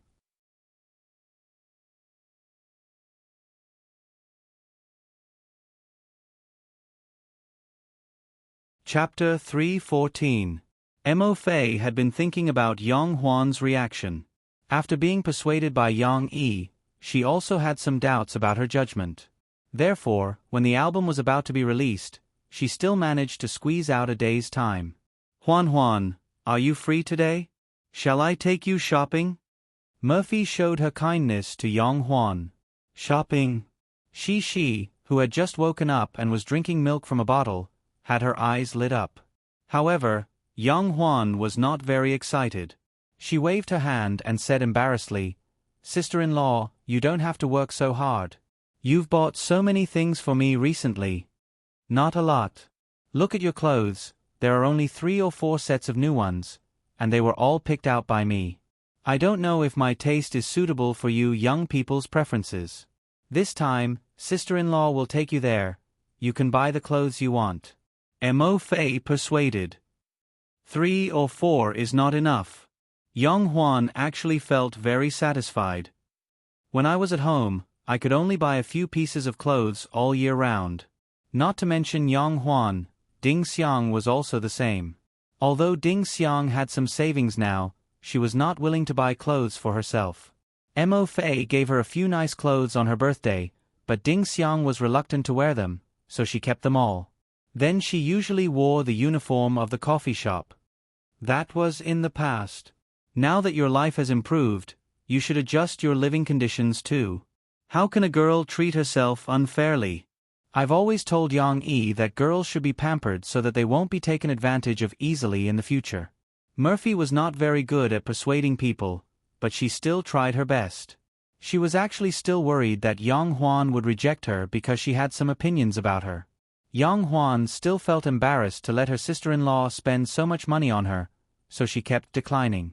Yang Yi, who was standing next to her, couldn't stand it anymore.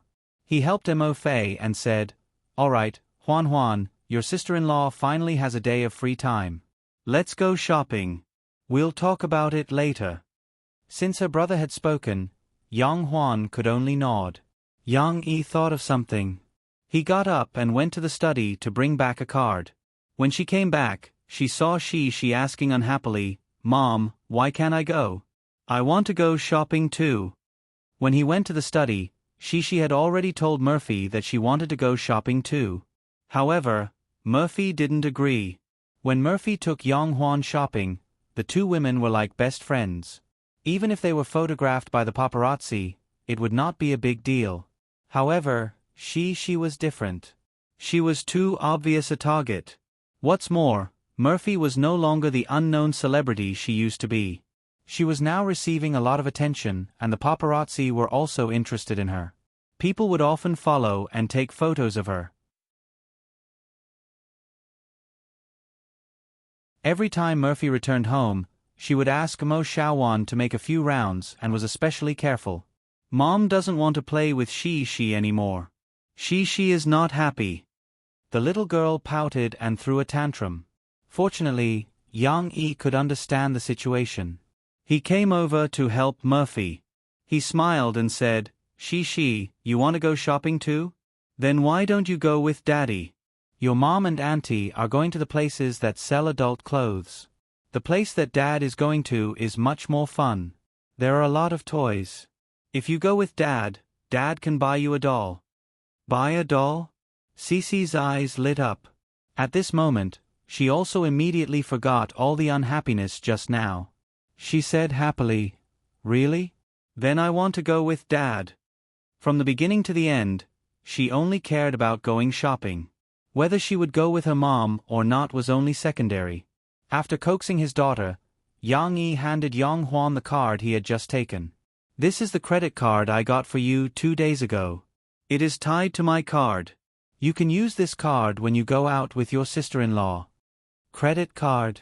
What is a credit card? Why does it look like a bank card? Yang Huan took the card and looked at it curiously. "Yang Yi, can't you let me show off a little?" Murphy complained. Yang Huan held Murphy's arm with a smile and said, "Sister-in-law, it doesn't matter. I'm already very happy that you're taking me shopping. Besides, it's good to spend my brother's money. Don't let him spend it on strange things." Seeing Yang Huan's intimate action, Murphy was so happy that she didn't have time to blame Yang Yi. However, Yang Huan didn't know how to use the credit card. Yang Yi took the time to explain it to her. The credit card he gave Yang Huan had a very high limit. The basic limit was 50,000 yuan, and there was also a temporary limit set by the bank. Yang Huan could easily overdraw 100,000 yuan if she wanted to. Of course, Yang Yi knew that his sister couldn't spend so much money, so he didn't tell her too much. The shopping mall that Mo Fei took Yang Huan to was, of course, not a simple one. It was located in the business center of Binhai district, and there were many famous international and domestic clothing brands. Although the decoration outside was not much different from other stores, when one walked in and looked at the price tags, the polarization of the world was vividly reflected in this place. Yang Huan was originally calmly looking at the clothes on the shelves with Murphy. However, when she inadvertently glanced at the price tags, her heart immediately jumped. She didn't believe it and looked at a few more. Finally, she couldn't help but pull Murphy aside and whisper, "Sister-in-law, this is not right. Did we come to a shady shop? Why is one piece of clothing almost 4,000 yuan?" Yang Huan asked nervously. "That's right. It's all the same price." Murphy was signing for a few shop assistants just now, so she was a little slow to react to Yang Huan's shock. She smiled and said, Indeed, for Murphy, this price wasn't much of a problem. Moreover, this was based on the fact that young Juan wanted to buy sportswear or jeans. The store Murphy took her to was already considered a low-level brand in this area. If she wanted to buy those luxurious fur coats, the price would be much more than 4,000 yuan. The other stores used tens of thousands as the unit of measurement. However, young Juan couldn't accept such a price. She couldn't help but ask, "Sister-in-law, the clothes you bought for me before didn't cost 3,000 to 4,000 yuan each, did they?" Young Juan didn't know much before, so she thought that it would be at most a few hundred yuan. Therefore, although she was embarrassed, she still accepted Murphy's gift. "No." What Mo Fei said at the beginning made young Juan heave a sigh of relief. However, Mo Fei's honest answer made young Juan speechless. "It's much more expensive than what I gave you." It wasn't that Murphy was extravagant. As a star, one's image was very important. Even if one didn't pay attention to it, the sponsors would be very picky. Murphy was used to spending a lot of money on clothes. Young Juan didn't know whether to laugh or cry. "Sister-in-law, if you told me that those clothes were so expensive, I wouldn't dare to accept them. My father would kill me if I accepted such expensive gifts from others. But I'm not just anyone." Murphy was very concerned about the word she used. She said sadly, "I'm your sister-in-law. It's fine for me to buy you some clothes, right? You don't have to care about the price. Young E and I can afford it." However, in the end, young Juan still didn't want to buy such expensive clothes. She persuaded Murphy to take her to a more ordinary shopping mall. In the shopping mall, the average price was only 200 to 300 yuan. Although young Juan still felt that it was expensive, at least she could accept it. They shopped for a while and bought 2 sets of sportswear that young Juan liked. Young Juan liked the thin zipper sweater and slim-fit sportswear. With her tall figure, she looked very handsome in it. She looked even better than a model. However, it was obvious that they couldn't stay in such a shopping mall for long. Mo Fei was soon recognized. Before the fans arrived at the battlefield, Missouri Fei quickly took young Juan and slipped away. They ran to the parking lot and got rid of the people who were following them. Panting, they couldn't help but look at each other and laugh. "Sister-in-law, being a star is really tiring." Young Juan held Murphy's hand and said intimately, "You'll get used to it. It's just that I didn't have enough fun with you today. The clothes I bought for you are so cheap." Murphy was a bit disappointed. "Of course not. I'm so happy shopping with you today. I feel like I've learned a lot." Young Juan smiled sweetly. Feeling young Juan's closeness to her, Murphy finally felt relieved. You're tuning in to the Narrate and Escape YouTube channel. Don't forget to subscribe and join us on this journey to catch the most captivating stories.